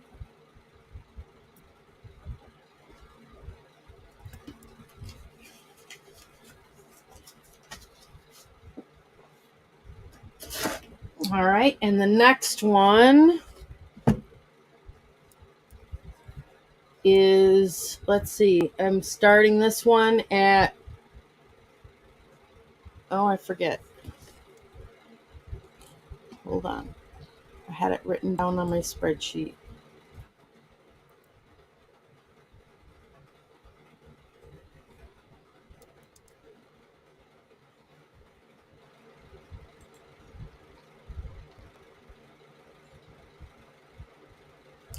Okay. So this one is $5, starting at 5. American Folklore, Richard Dorson, The Chicago History of American Civilization. And this has the birth of the Republican, or the birth of the Republic, 1963 or 1763. The nation takes shape, the death of slavery, Reconstruction after the Civil War, the response to industrialism, the perils of prosperity, the new age of Franklin Roosevelt, the price of power, America since 1945, the war for independence. So this is a full-on history book. It's still got the acid cover, whatever you call it. This was a library book. American Folklore, stamped from the library. She bought a lot of stuff from the library. This one, Seventh Impression, 1968. $5. And it is 300 and some pages. The Chicago History of American Civilization.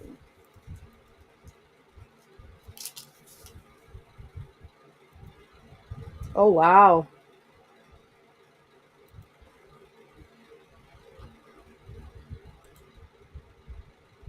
No worries, Teddy Bear. Okay, nobody for that one. This one is starting at $10. Looking for books on Chicago mobs. Ooh, okay. This one is a first edition, The Adventures of Muggins, starting at $10.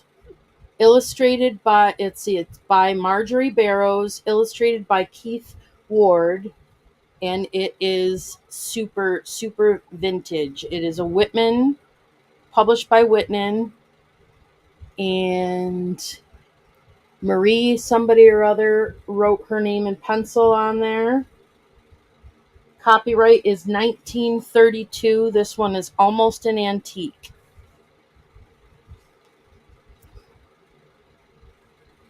Hi, Mary. The Adventures of Muggins. Sweet vintage children's books. Look at these. The illustrations are so cool. Oh my goodness. I love that one. The Adventures of Muggins.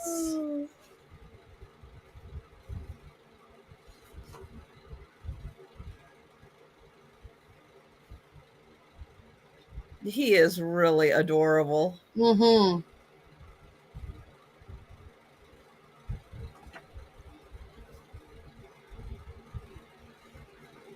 How about $8?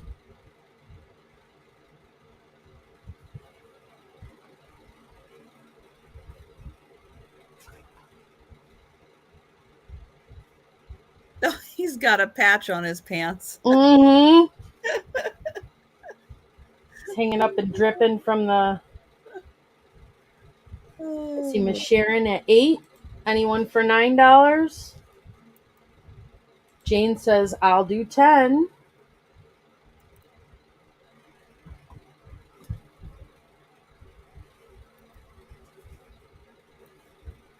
Joanne says, I'll do 11.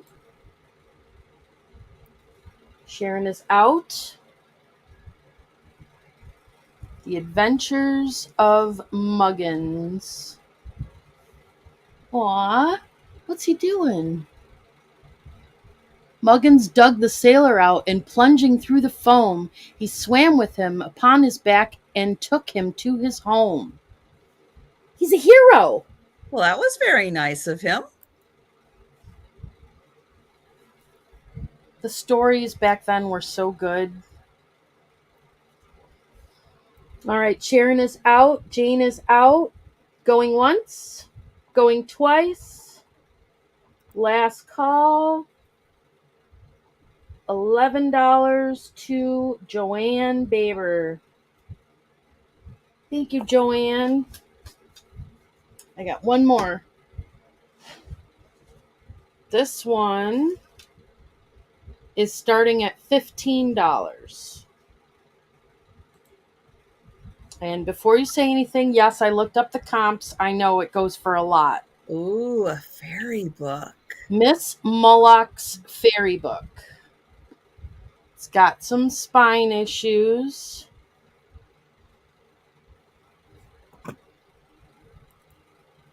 Miss Mullock's Fairy Book.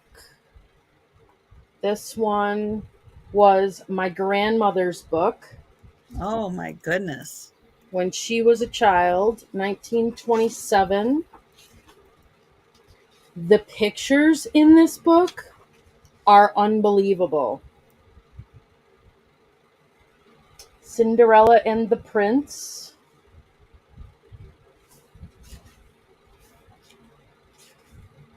I'm trying to be very careful with this.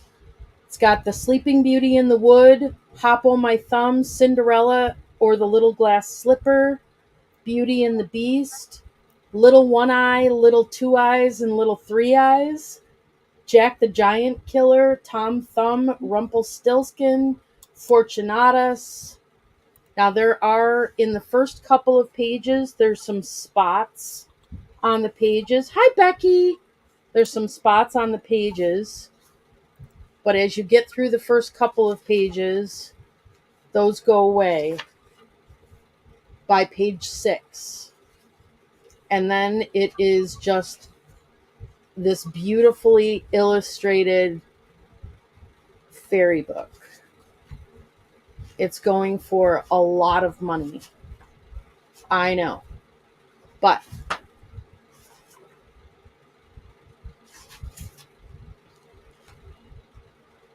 make sure there's nothing else in the pages. Fairy illustrations and stories. Miss Mullock's Fairy Book. I see Robbie at 20. Bracken is out. Thank you, Bracken. I am showing the condition issues here. Beautiful old book. Definitely was loved. One owner. Just one. My grandmother. I'm looking for a...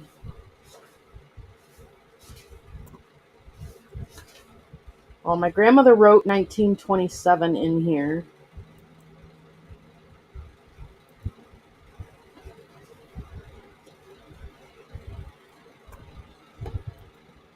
Joanne at 21.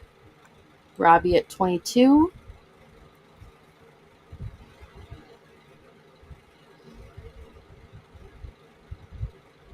Gotta paint my nails before I do my first whatnot sale.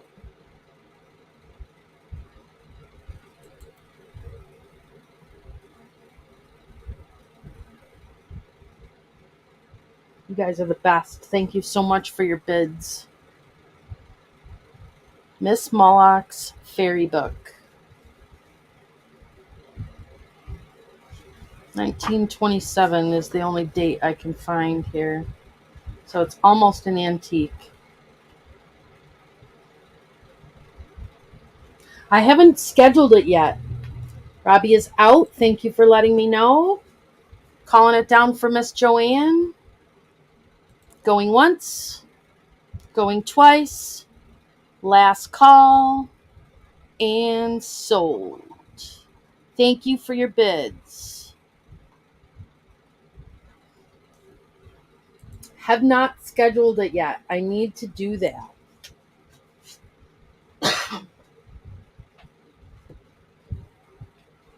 Your turn, Miss Trisha. Okay.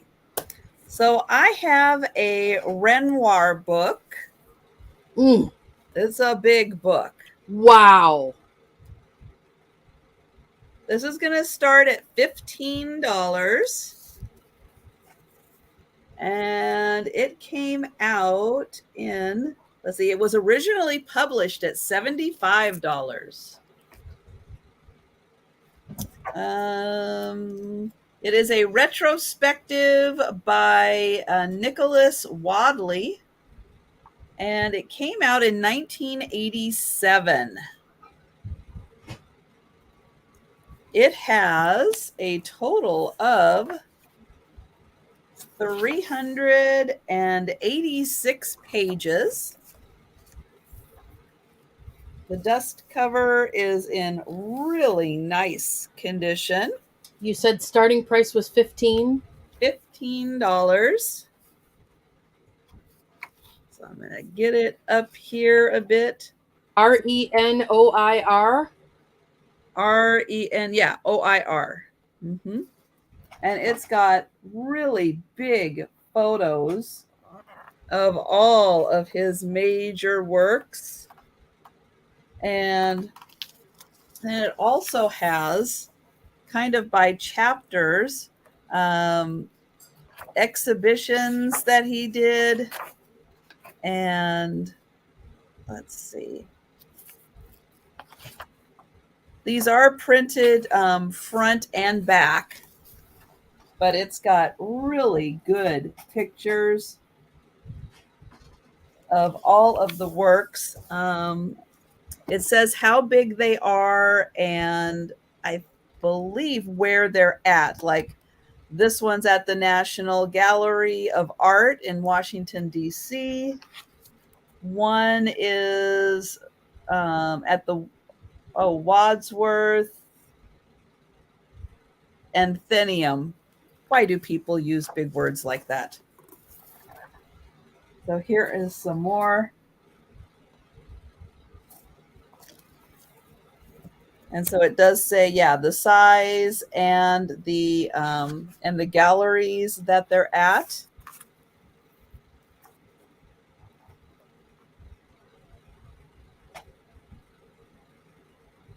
There's that. And thank you, Brett. I see you at 15.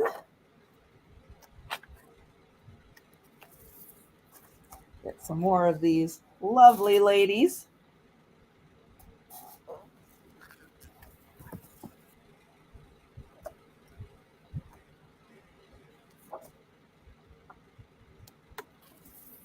And it does go through and talk about, yeah, all the major exhibits he had, where they were at, when they were at.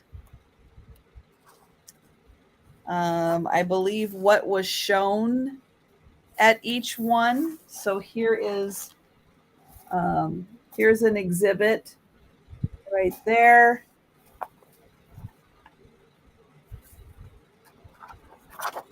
And then it does show what was at the exhibit.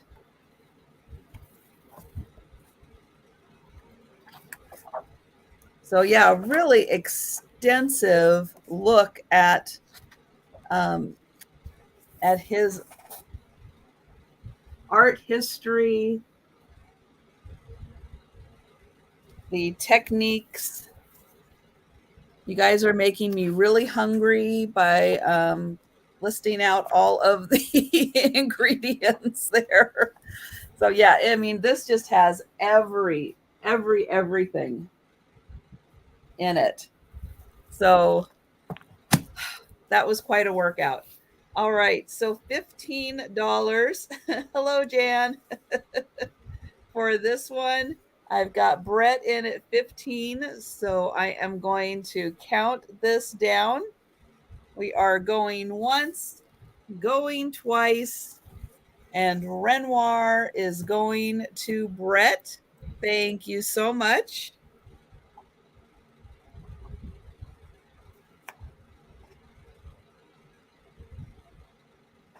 Okay, and then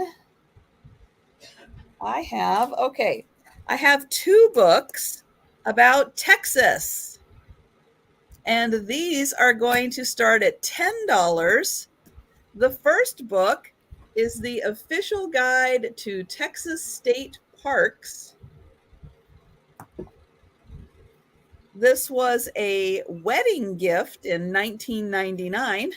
It's an inscription right there. A wedding gift. So I would say this probably came out in 1999, but it does list kind of by area all of the state parks. It gives really nice descriptions of them, pictures, kind of all the stuff you need to know. Texas is big. There's a lot of state parks in Texas. And pretty much between north, south, east, and west, something to fit your need. Because the terrain is very different in Texas, depending on where you're at. So lots of state parks, really great book that is 216 pages. It also has, I just saw, Civil War, Indian Wars, and War for Texas's independence. They've also got some stuff for that. So that's really interesting. The other Texas book that is in this lot, so again, both of these books, $10, is Between Heaven and Texas. And this was put out by the University of Texas Press. It does have this little page. It's glued in here. It was signed off. It says, "Congratulations, all of us at Houston Metro Urology have thoroughly enjoyed having you as a patient, and we wish you the best of success." But this is a beautiful picture book of Texas, and I'll kind of thumb through some of these pages, but they are just absolutely gorgeous. So $10 for the both of the Texas books. Oh, isn't that so pretty? Love that. So absolutely beautiful. If you love the terrain of Texas, this is a great picture book. Nice coffee table. And give you some ideas on where to stay, and then you can go visit the state park guide and find out where to stay and how to get there. All right, so 2 Texas books, $10. Hi, Joanne. Ooh, that was loud. And then I'll do another little trio here of history books. Let me find my note on them real quick. Not there. So again, if anybody is interested on those Texas books, you just let me know. Why can't I find these? Right.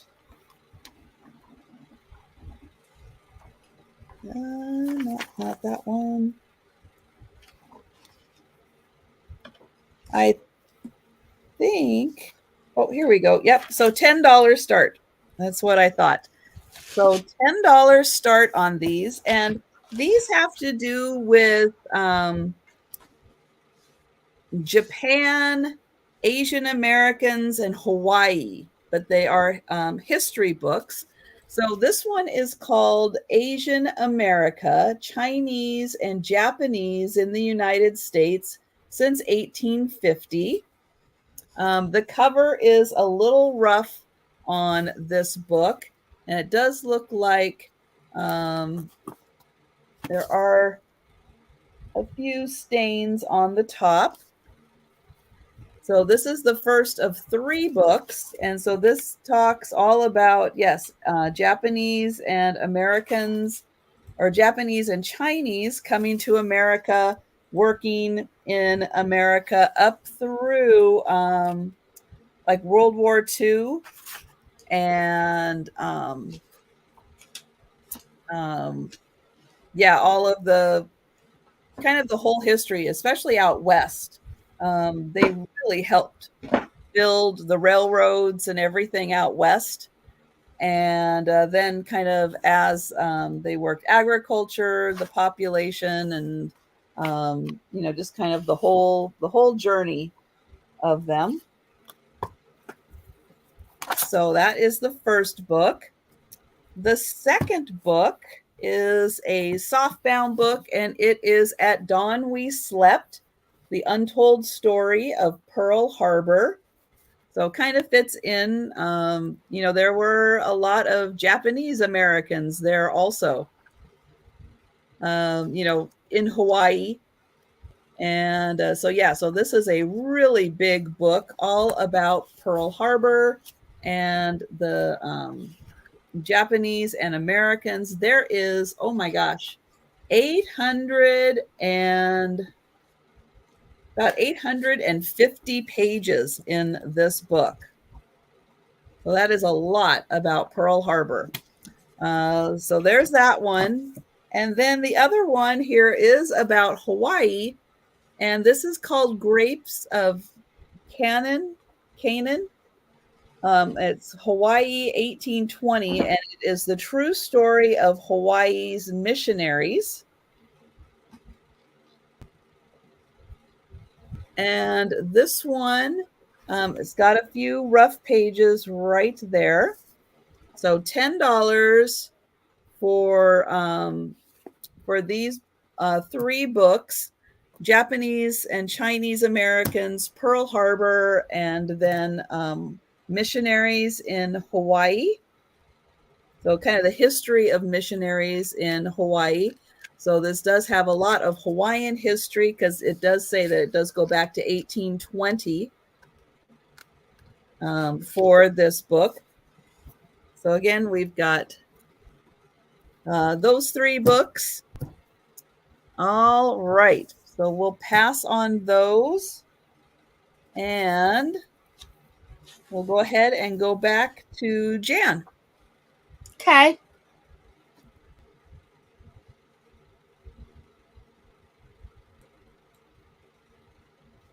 All right. First one, I got another Independence Day type book. Starting price on this is $8. True to the Old Flag. G.A. Henty. This is a beautiful hardcover book. $8. Significant foxing on the pages. This is an old one. A couple of the first pages are coming out. A Tale of the American War of Independence, True to the Old Flag.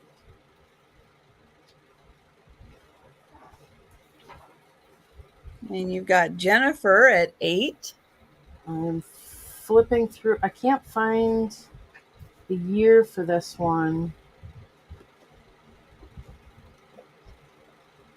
There's nothing between the pages. But this is a history book. True to the Old Flag. Look at got the old arms. G.A. Henty. Pages are browned, but not and they're fragile. It's an oldie. 340 some pages.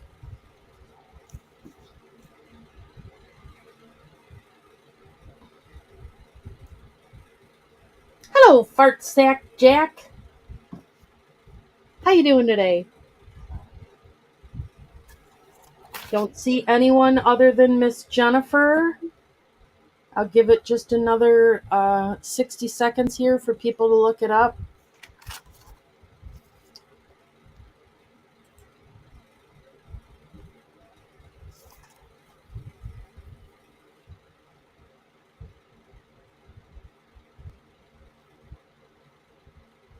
Not seeing anyone else.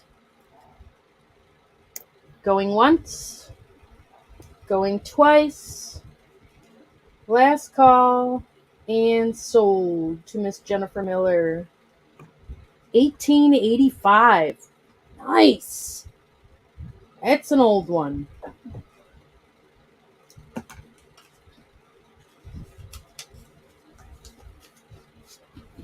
That one for Jennifer. This next one is starting at $10. Another very old one. This is called The Book of Wonders. There's the condition of the spine. Starting at 10. The Book of Wonders, illustrated. Open it up, and it was owned by a family member here very long time ago. Looks like it was passed to my grandfather.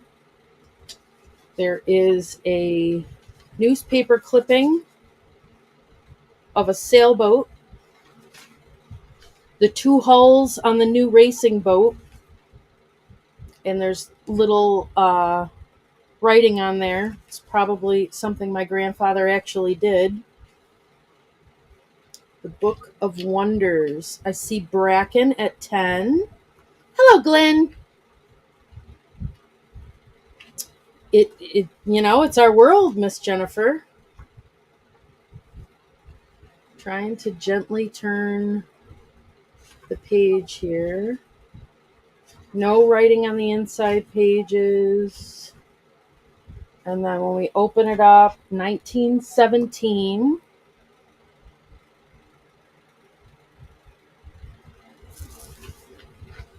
Gives plain and simple answers to the thousands of everyday questions that are asked and which all should be able to but cannot answer.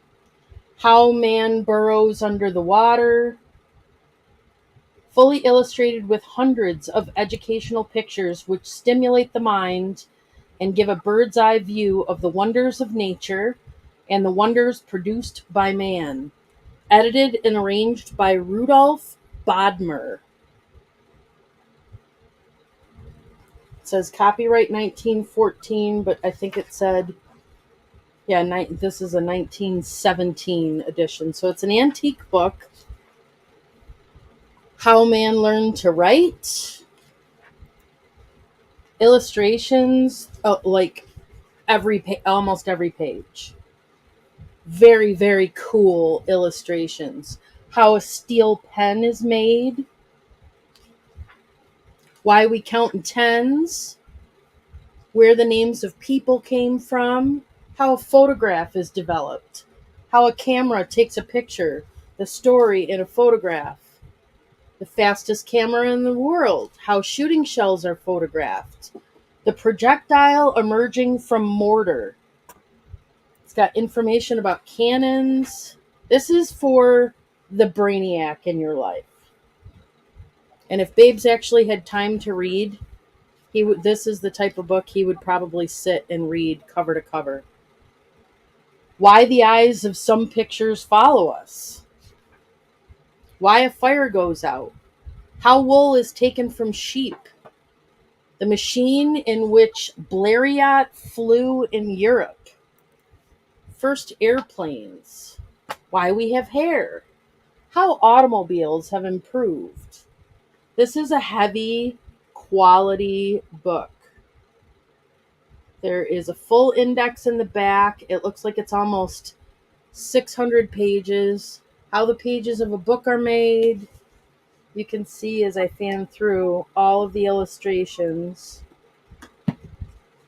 The Book of Wonders. Yes.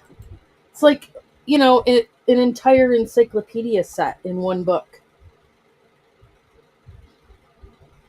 I don't see anyone other than Bracken for this. I'll give it 60 more seconds. They later split this up into a series. Nice.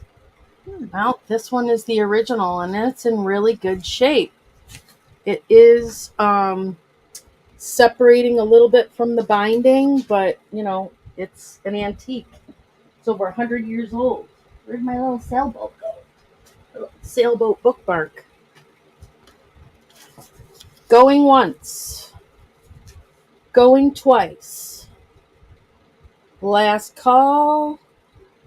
And sold to Miss Bracken. How many did I do that time, Trisha? Counting is hard. Yeah, I don't know. Okay. All right, let's look at some paperbacks. I haven't even looked these up. I'm gonna do 1, 2, 3, 4, 5, 6, 7, 8.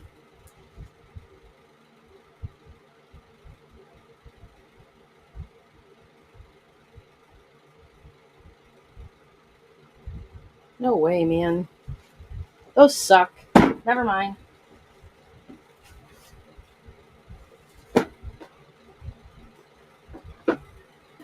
I'll let Trisha go while I get another lot together. Okay. So this is a big Civil War lot. There are 1, 2, 3, 4, 5 books.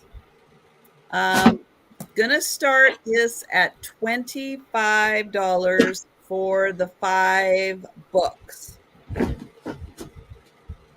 The first one is a real wowzer. So this is Matthew Brady, who was a very famous documentarian photographer. He had access to everyone during the Civil War. All the generals, Abraham Lincoln, the whole Lincoln family, and the aftermath of the Civil War. This guy documented everything in photograph. And this book came out in, let's see, 1960, it looks like. And it says that there are over 500 pictures in here, which I can believe.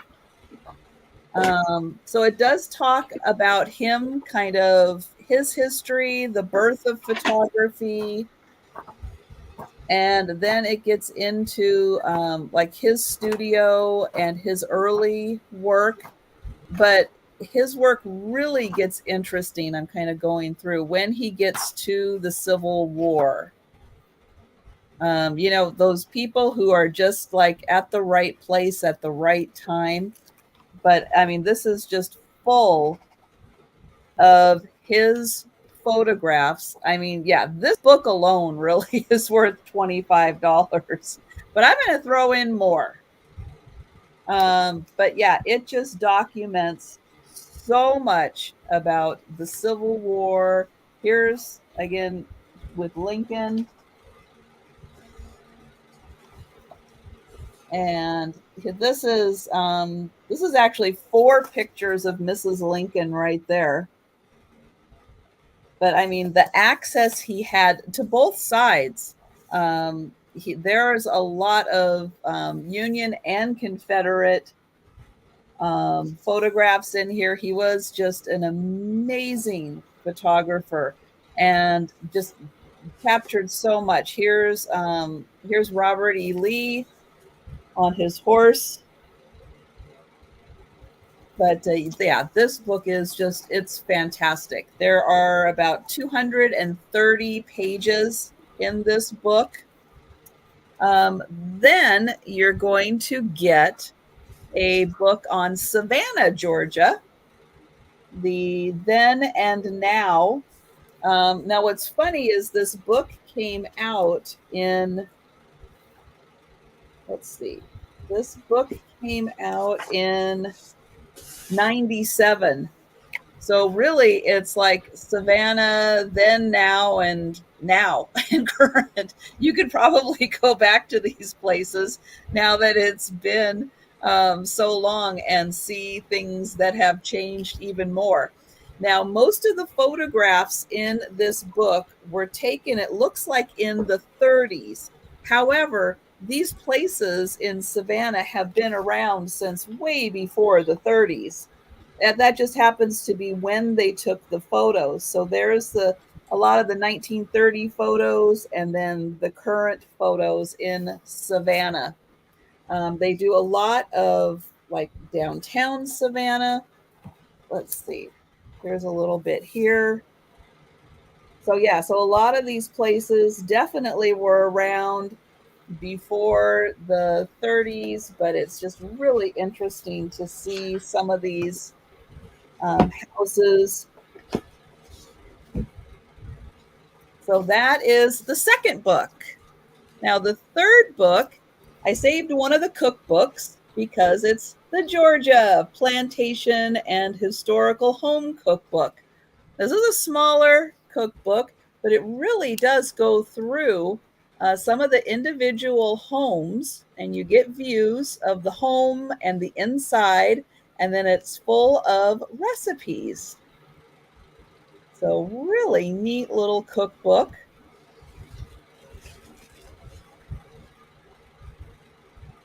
The next one is Bruce Catton's Gettysburg. This book comes in a case. So that is the outside case of the book. Here's the book itself. Welcome, V Porta. Please make sure you send us an email with your registration information if you're interested in purchasing. Yes, you are new to me, and welcome. Welcome. Oops, that's upside down. So the book inside is in really nice condition. And this, let's see. This I'm is, just checking to see if she's already registered. I've got it. excellent. So Thank you, this says Vanessa. 1930, Dad, happy birthday, love, George. This book does not look like somebody gave it in 1930. I'm telling, this looks in brand new condition. Well, this says 1974, so that's why. But it still looks like it's in brand new condition. That must say 1980.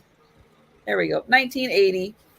But yeah, this is all about Gettysburg, and it's got maps and pictures and just all kinds of information about Gettysburg. So it's a wonder. Oh, this has 115 pages. And then the last book is a paper-bound book or a paperback book. It does have a little bit, you can see like somebody spilled maybe some coffee or something on that part of it. But it is called Within the Plantation Household, Black and White Women of the Old South. It's a really big book. And so this is dated 1988. And so we've got, again, lots of maps. I think there's a little map in there. Not a lot of pictures, but a few.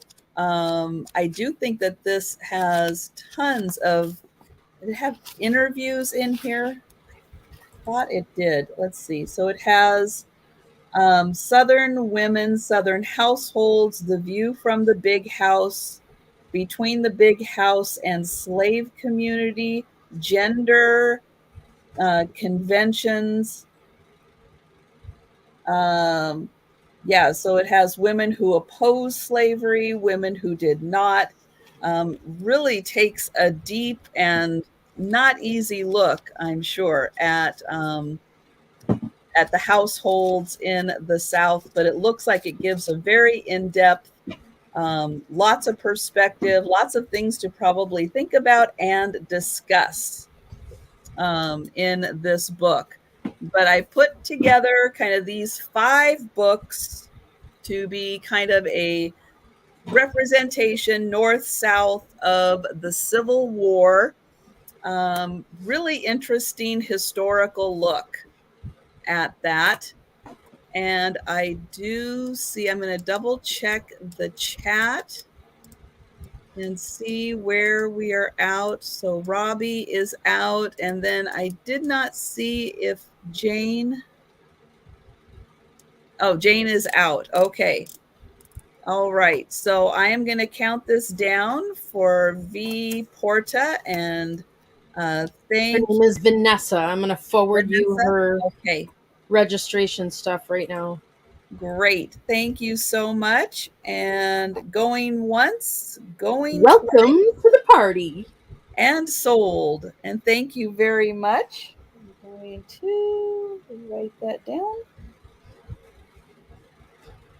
Good one. And then I've got kind of the geography lot. I've got 2 older books and 2 kind of newer books that have to do with, well, I guess there's kind of 3 semi-older books. So this lot is going to start at $20 for the 4 books. So this one is Van Loom's Geography, The Story of the World, a popular, informative picture of the world's live continents and their people. This book, you can see the dust cover is in a little rough condition. Let's see, it came out in 1940. There are the pages. Deckled pages. Deckled. Yeah, I can Deckled remember pages. that word.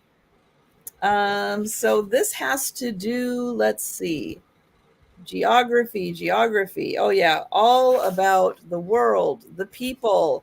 It does break down to where you do have chapters on European countries, Iceland, Scandinavia, Russia, all over the world. They do break it down into their own chapters. There is about 500 pages. It does go through Asia, the Philippines, New Zealand, Africa. So it does cover each of the countries of a lot of the major countries of the world. 1950 and 500 pages.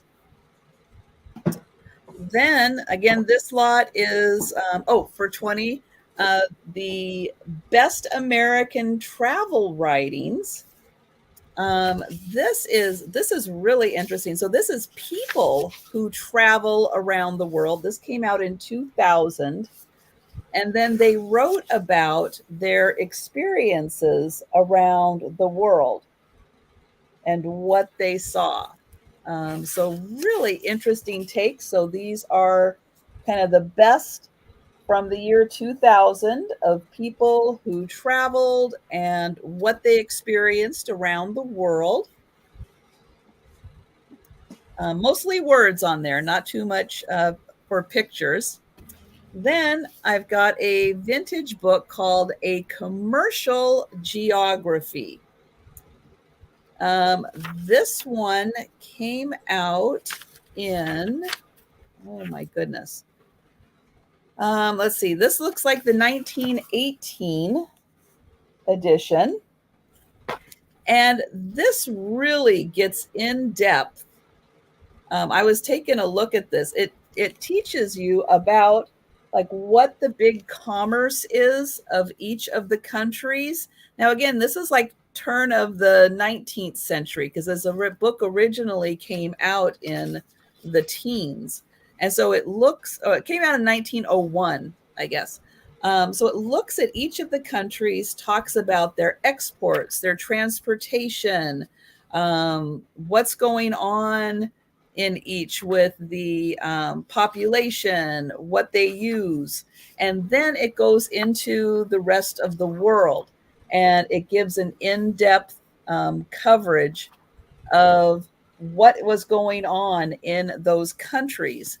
Really interesting, now that it's 100 years later, how that has all changed, and even into Africa and what was going on there 100 years ago.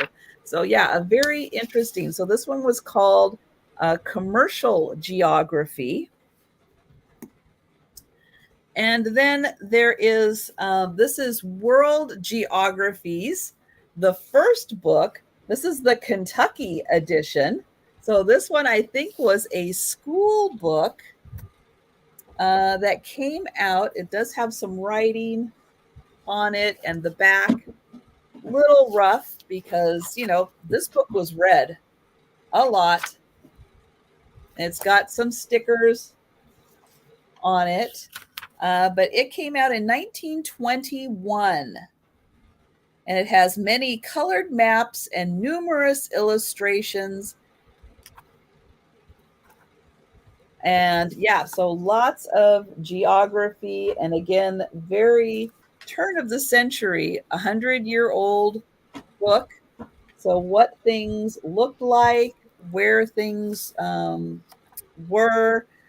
This one being the Kentucky edition, maybe has a little more about farming in it. And then we've got the maps of the world.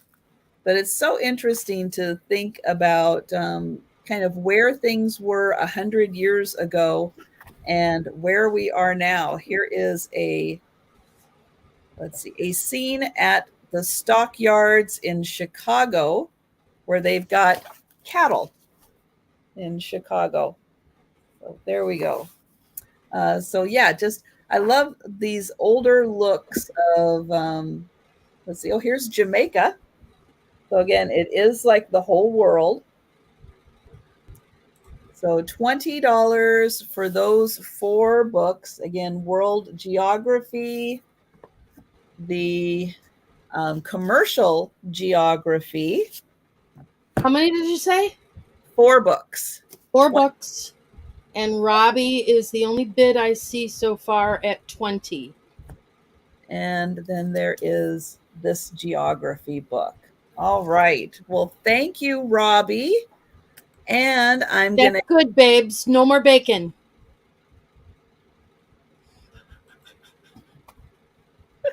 Oh, my gosh. I love that man. Going once, going twice, sold to Robbie. Yay, Robbie!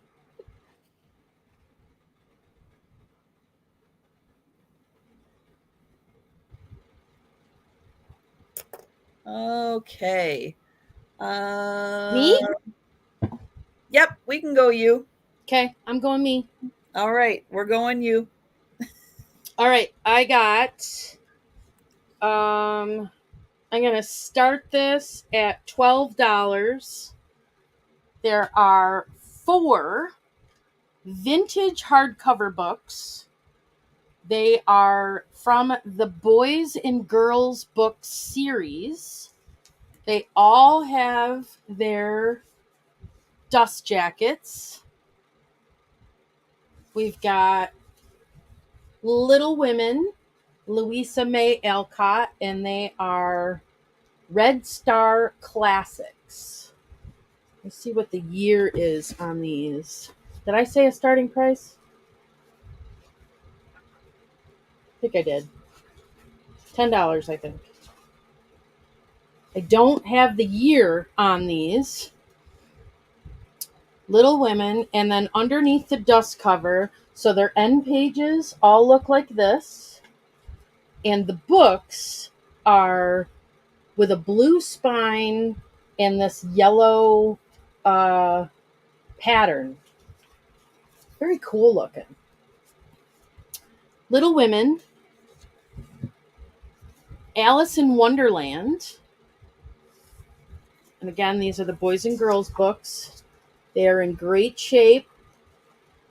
This one comes free with a bobby pin. Not sure what that's about. Must be a bookmark. But they're in good shape. Starting at 10. I see Lorene. This one is Little Men, Little Women, Little Men. Pin circus admission pin. I mean, they're brand new underneath these covers. Little Men, Life at Plumfield with Joe's Boys, Louisa M. Alcott. Complete new edition in one volume, Goldsmith Publishing Company. And you don't find these with the covers. Usually the covers are lost. So far we have Little Men, Little Women, Alice in Wonderland, and Five Little Peppers and How They Grew. This one, somebody did write their name on that inside page, but they're brand new underneath these. No tears in the pages. I mean, there is a little, they start to discolor on the outside, but very, very little. So they must have been protected really well. No, babes, do not put 15 pounds of bacon in there. There are 4. There are 4 of them.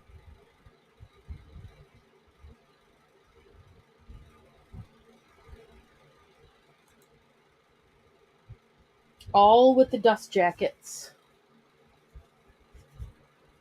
Boys and Girls Club.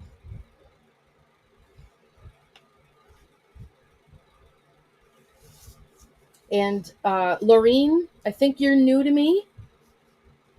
But if you send me your information, if I don't already have it, if you end up winning these, or Cheryl, whoever ends up winning these, if I find more, I will contact you directly so that you can have more to the set, because I will find more, I'm sure. Oh, you have ordered before. Okay. Thank you, Lorene. You must not be one of our chatty Cathys. Are they abridged or unabridged? What does that mean? Teach me, Obi-Wan. Would it say? Five Little Peppers and How They Grew by Margaret Sidney, the Goldsmith Publishing Company, Chicago, manufactured in the United States of America. What is abridged or unabridged? Teach me. Teach me, Robbie. Teach me.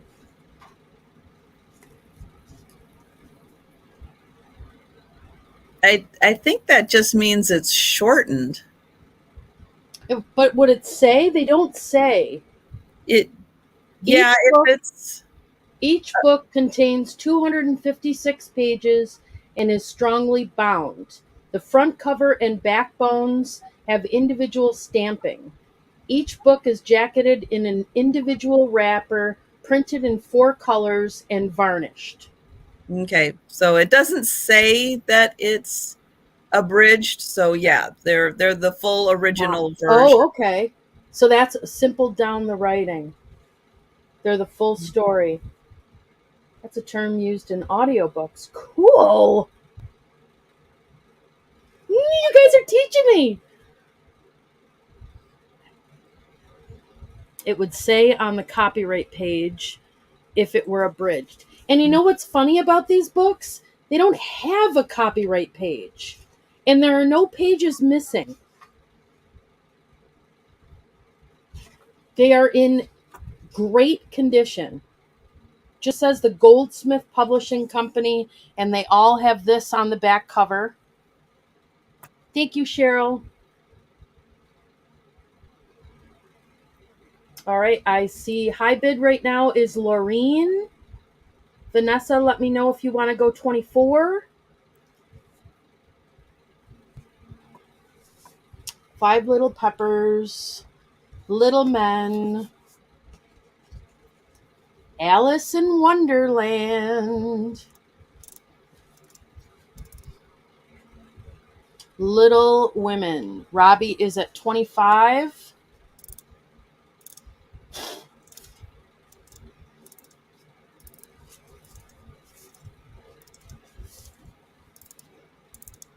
I like that my OCD loves that they are all with the blue spine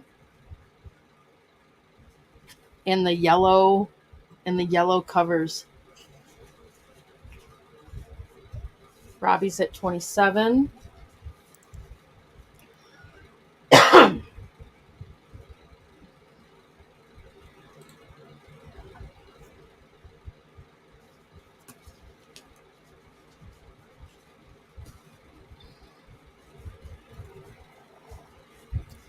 Vanessa is at 30.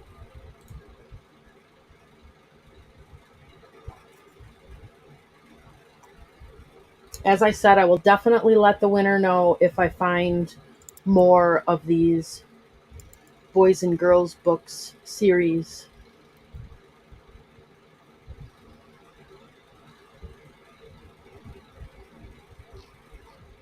Robbie is out. Thank you for letting me know.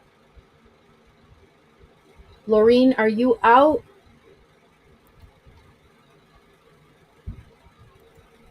Checking.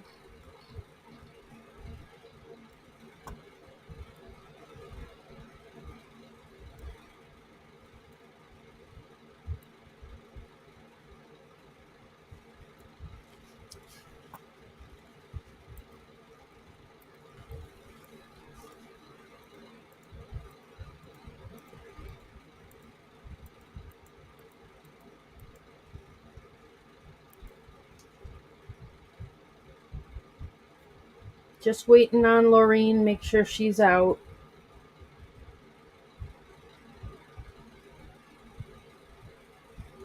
Little Women, Little Men, Alice in Wonderland, and Five Little Peppers. You are out. Thank you very much. I'm going to go once, go twice, and sold to Vanessa. Thank you, Vanessa.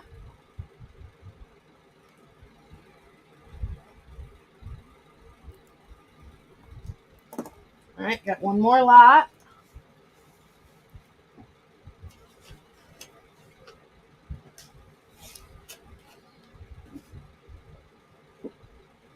These two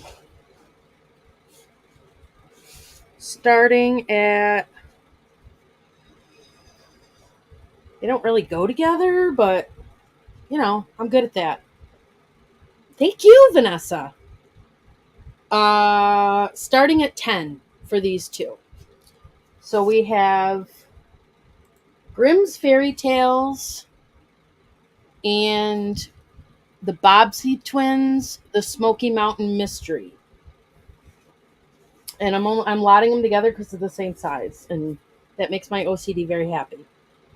They are both Grosset and Dunlap is the publisher. The Grimm's Fairy Tales one, DTVC. What's DT? Oh, got it. Day Trip Vintage Company. I get it. I got it. So inside the Grimm's Fairy Tales one, there's an inscription to me. Dear Janet, I can read cursive, and I'm struggling to read that. Love, Grandma, and Bappa, 1974. I don't know who Bappa is. Never called anyone Bappa. Grimm's Fairy Tales, hardcover book. Illustrated by Adele Werber. And copyright is 1963 on Grimm's Fairy Tales. And the Bobsy Twins one, the Smoky Mountain Mystery, in great shape. And this one, 1977. $10 for these two. there's any interest later. $10, number 58. And we'll go back to Miss Trisha. All right. So I have one book. It is Thomas Jefferson's Monticello. This is going to start at $10. It is in beautiful condition. Let's see. This came out in, I don't know. You're not going to tell me? It's a secret. Let's see. So there we go. This came out in 2002. So it is 20 years old. And it has got beautiful pictures around the house and the grounds. Plus, you can see some blueprints there. And the interiors, absolutely gorgeous. So Monticello, $10. Thomas Jefferson.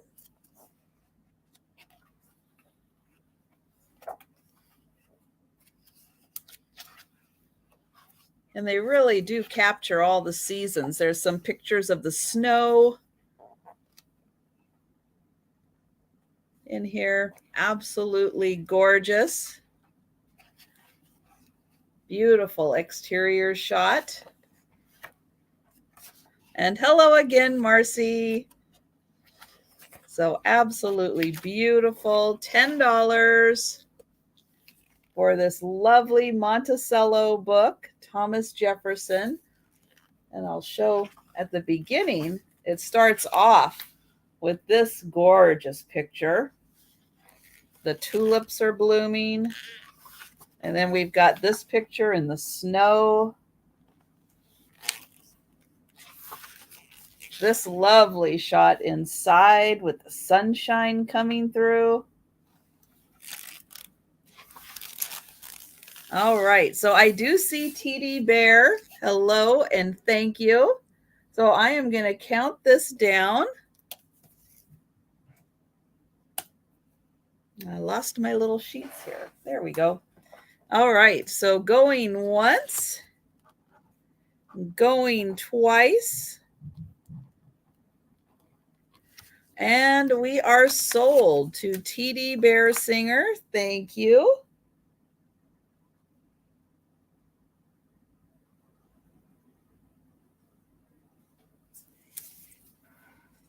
Okay, let's see. Put that there. Next up, I've got for $5 start.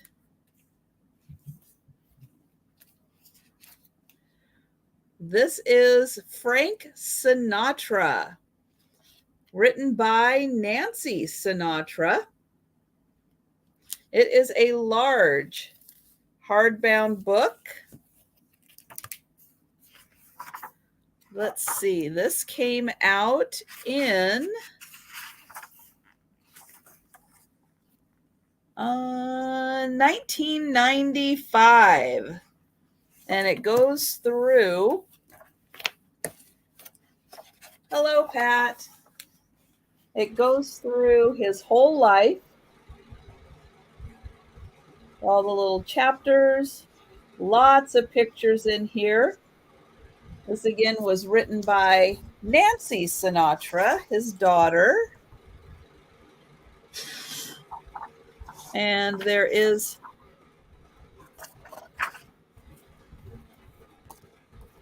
a cute little photo of them right there at the beginning. And then this is full of pictures. So again, $5 start for the big Frank Sinatra book. Hi, Miss Pat. You still love me even though I'm cheating on you with Trisha? So fantastic and again, all the celebrities that he ran into also. Lots of photos of them. So just a nice history.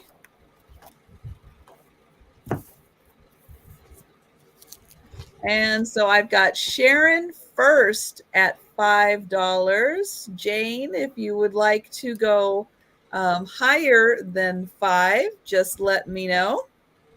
Or if Jane is at 6. Thank you. So let's see what we've got. Oh, all right. Well, here he is meeting the Queen.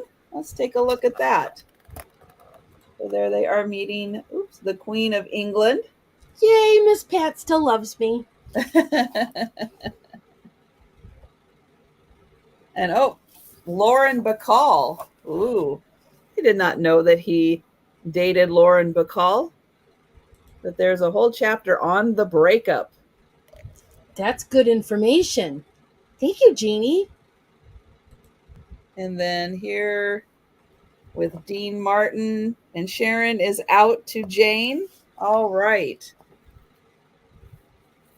So I am going to go ahead and count this down for Jane. So we are going once, going twice, and sold. I have not seen any Bing Crosby books. No. I got Bing Crosby. You got Records. Bing Crosby? Oh, records, but not books. Mm-mm. Okay, I'm going to jump in here with another book. This is huge. This is a mega book, and it feels like it. This is going to start at $30. This is the art of arranging flowers, and it is a complete guide to Japanese ikebana. Ooh. This has like a plastic cover over the book. And it is in beautiful condition. No writing on the inside. And it is from... You're not going to tell me. Okay. It's got the Library of Congress. It's printed and bound in Japan. It is written by someone with a very Japanese name. I feel like there is another page in there. Maybe not. Maybe they're just super thick pages. But it is the whole history of flower arranging in that style. Let me get...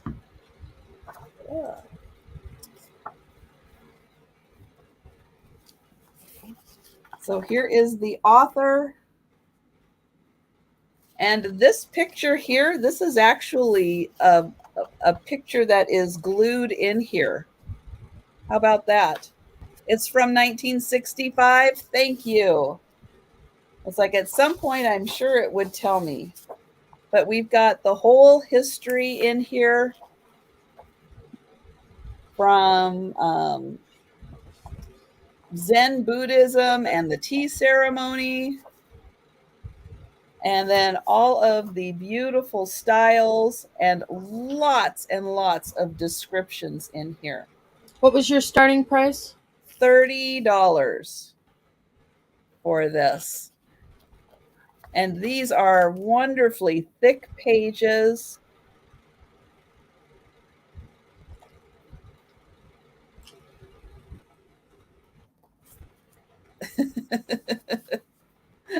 Flower arranging is not for everyone. But if you ever have the flower frogs that have all the little points on them, not the holes,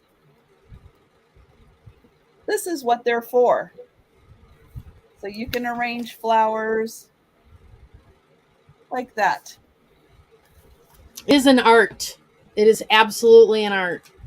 It is. And this just has every kind of style, um, medium that you can use,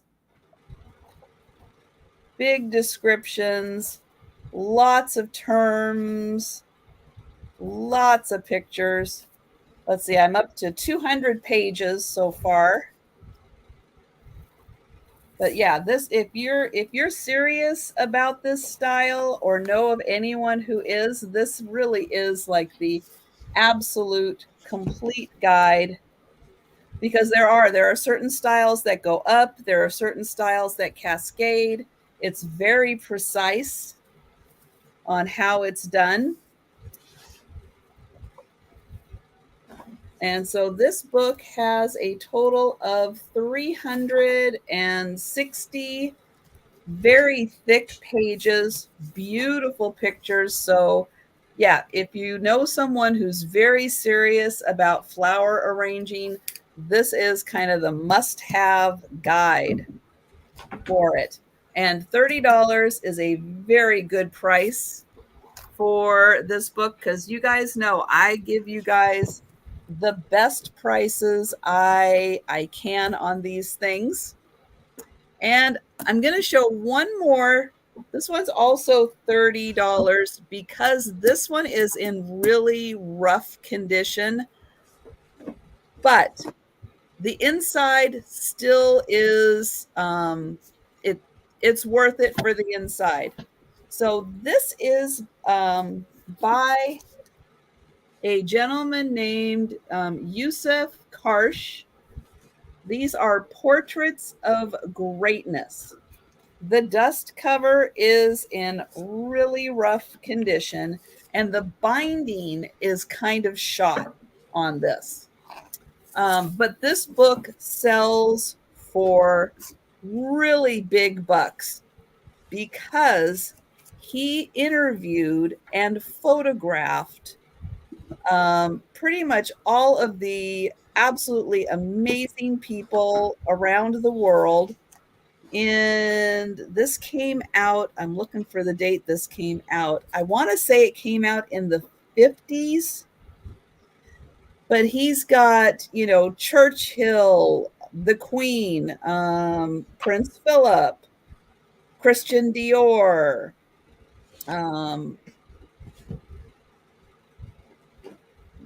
Dwight Eisenhower, Albert Einstein. But I want to show that the binding is kind of gone on this. This one's going to start at $30 also.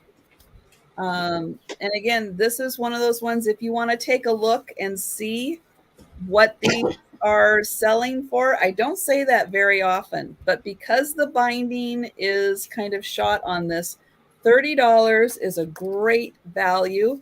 And inside is portraits and then like a little biography interview of all these amazing people. And yeah, he was a wonderful photographer. He really captured all of these great people. So think about amazing people who were around in like the 1950s, and he is capturing them. But again, these are in great shape, but the binding just is not. But the pictures, the descriptions are in really good shape. So there's Eisenhower. But it's just an amazing book. If you like to know who was the who's who of the time, this book is just fantastic for that. And it has, let's see, how many pages does this book have altogether? 200 pages. And yeah, it just goes, I'll show the list here. That might be the easier way if I can find it again.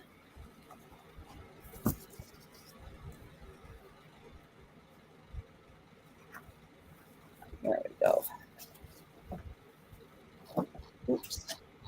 Let me get just this part. So I'll hold this up and you can see the list of people who are in the book.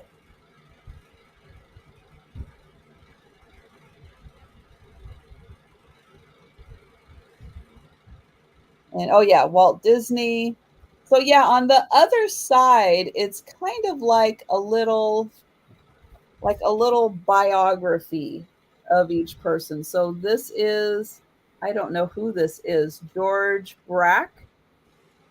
And then it has, he's a French painter, sculptor, and engraver.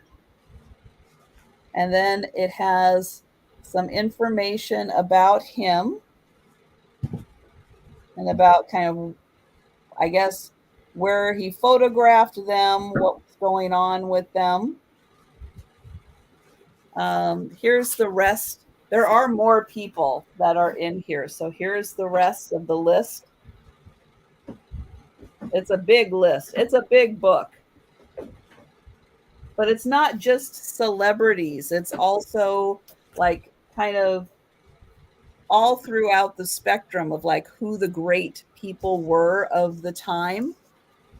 So I believe that there are like doctors, artists, those kinds. So then here is the gentleman in the photo that goes with.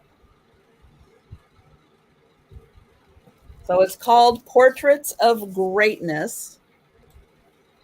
There are lots of photos. The only one that has a rough edge is the one of Eleanor Roosevelt. This one does have, for some reason, it just sticks out a little more and it got a really rough edge. But there's Eleanor Roosevelt. Brett is enjoying this way too much.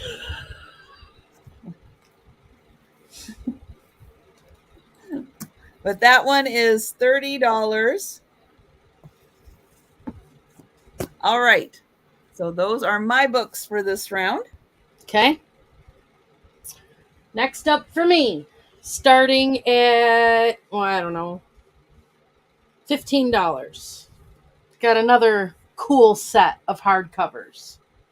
These are Ellery Queen hardcover mystery books. She's kind of a thing. She's kind of famous. And they all have the dust covers. Starting at 15. This is, let's go backwards. The Spanish Cape Mystery. Triangle Books is the publisher. Let's see. These are cool mysteries. Got some foxing to the pages because they're definitely old. This is Triangle Books edition 1946. 1946, and the cover underneath is embossed and in beautiful shape. There's a little discoloration up here. I see you, Vanessa. Triangle Books Mystery. There's no cracks in the binding there. So the Spanish Cape Mystery. This one is the Greek Coffin Mystery. Ellery Queen. Triangle Books. I think this is the same year. 1941 on this one. Original copyright was 1932. Is it Davy Fox or someone else? I don't know. Who's Davy Fox? Teach me. I don't see anything about Davy in the thing. Well, Ellery Queen is the writer, and it's a he. And so Okay. it would be like, who's the detective of Oh, the story? well, hold on a second. Let me read it.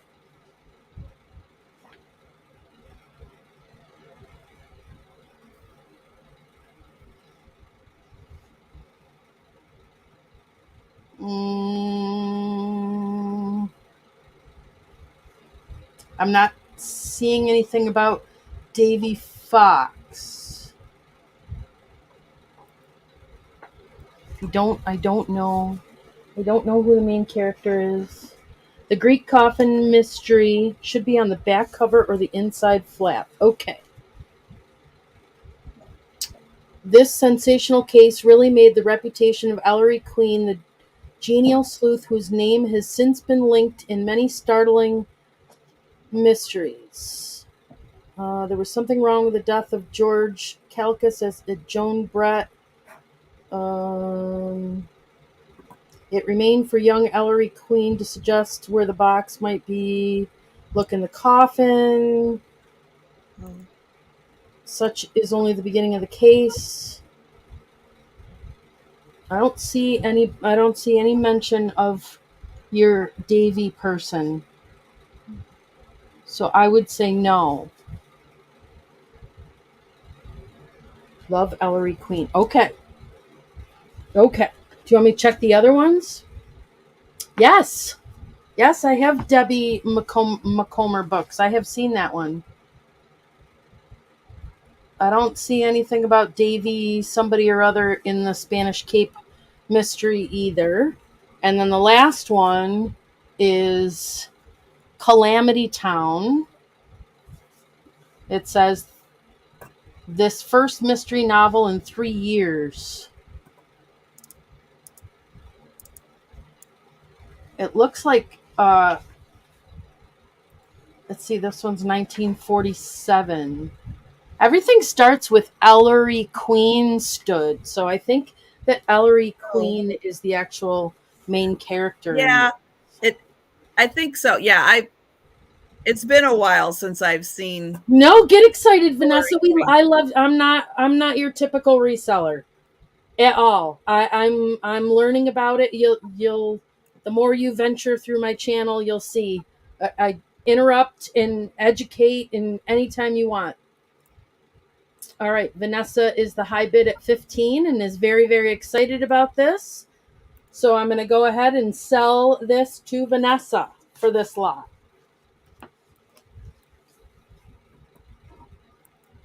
Vanessa. Oh, you got the coolest stuff. You like cool things, Vanessa. I'm not going to put the Post-it on the front. I've learned that is bad to do. All right, next. This lot is starting at 10.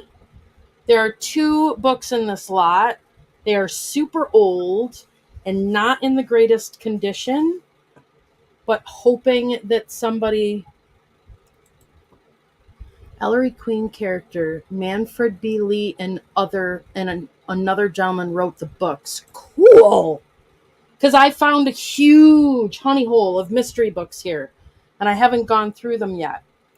So starting at 10 for this lot.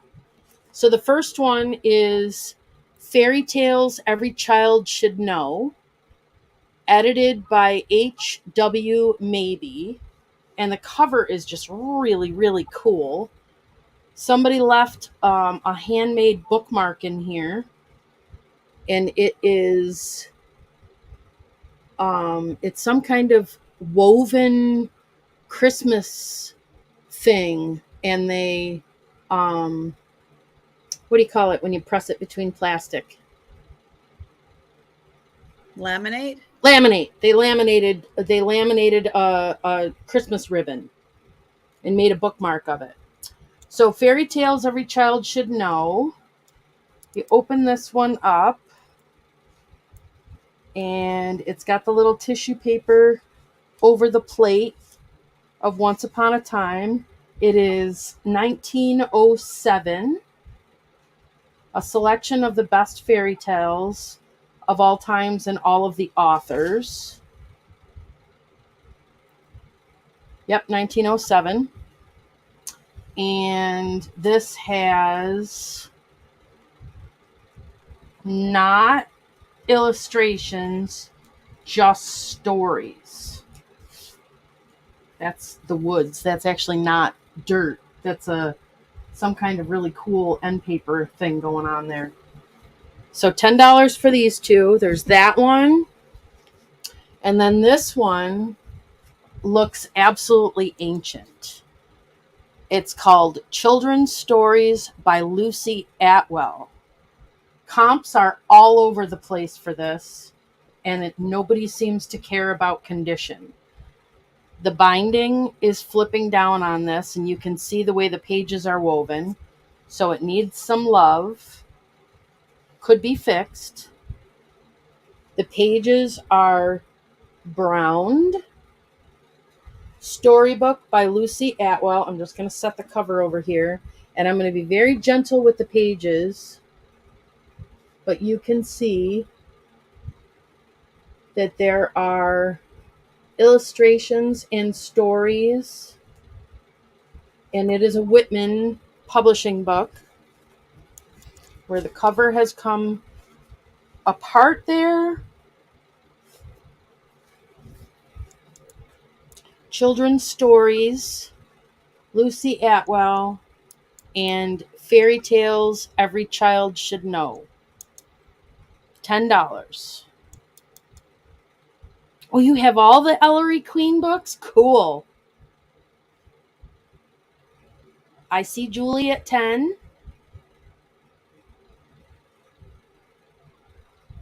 Thank you, Julie, for your bid. I appreciate that. I know you will do lots of lovely things with this. You know, the books that I had all of the, oh, what was her name? The romance book writer.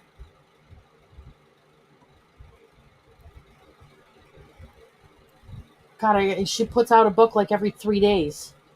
I forget her name. I don't see anyone else for these, so I'm going to call these for Julie at $10.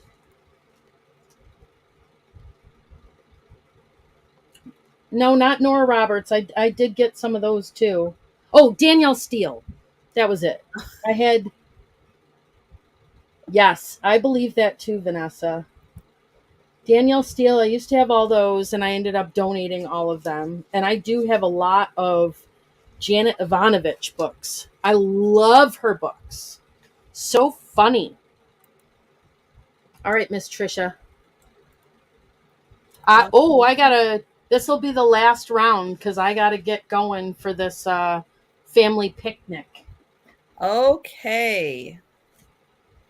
I could do this all day.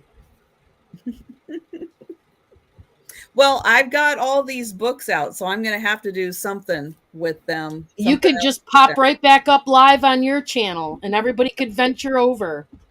I could do that. You could keep right on going. I just might do that because I really, really want to get through as many of these as possible. I got to make some room in my house. I'm going to drop a link to your channel. So if anybody is interested in continuing on with you, I wish I could say. You know what? Since I'm going to go, I'll go ahead and do that. I'll go ahead and do that. Why don't you go ahead and sell up until you don't want to? Oh, I got it. I want to keep going. I could go all night, but I got to go. Babes is making Babes baked bean casserole for this party, you know. Well, are you just going to go until then, what, 1:30? I'm just going to go until you are done. Well, I know, but what I'm saying is I'll go ahead and continue on my channel. Is there another lot or two that you want to go ahead and sell? Nope, because I got to head out. So if you want to take off and go put up your thumbnail, I'll stay on and drop the link as soon as you put it up. Okay, let me get over here. Are the cats invited? No cats. Well, my cats are running around here. Hi, Becky. Let's see. Well, Thank you so much for your purchases, you guys. And yes, thank I you. do book sales a lot, either with Miss Trisha or Miss Pat Doodles. Trisha is going to keep on selling because she got books out today. Yep. So she's gonna go. She's gonna go create a thumbnail, and I'm gonna wait to see it pop up, and then I'm gonna drop it in this chat. Let's see what she's doing here. Yeah, it's I'm setting it up in YouTube, and it's been a while since I've done Oh, that. I've never done that. I've done everything through StreamYard. But I can do it here. I can do this. It looks like the inspector is right on your shoulder. Yeah, she would like to be sitting right on my shoulder. She's thinking about it. Yes, she is. But thank you, everybody. I have to go to this family picnic, so I will work on packing up your goods tomorrow.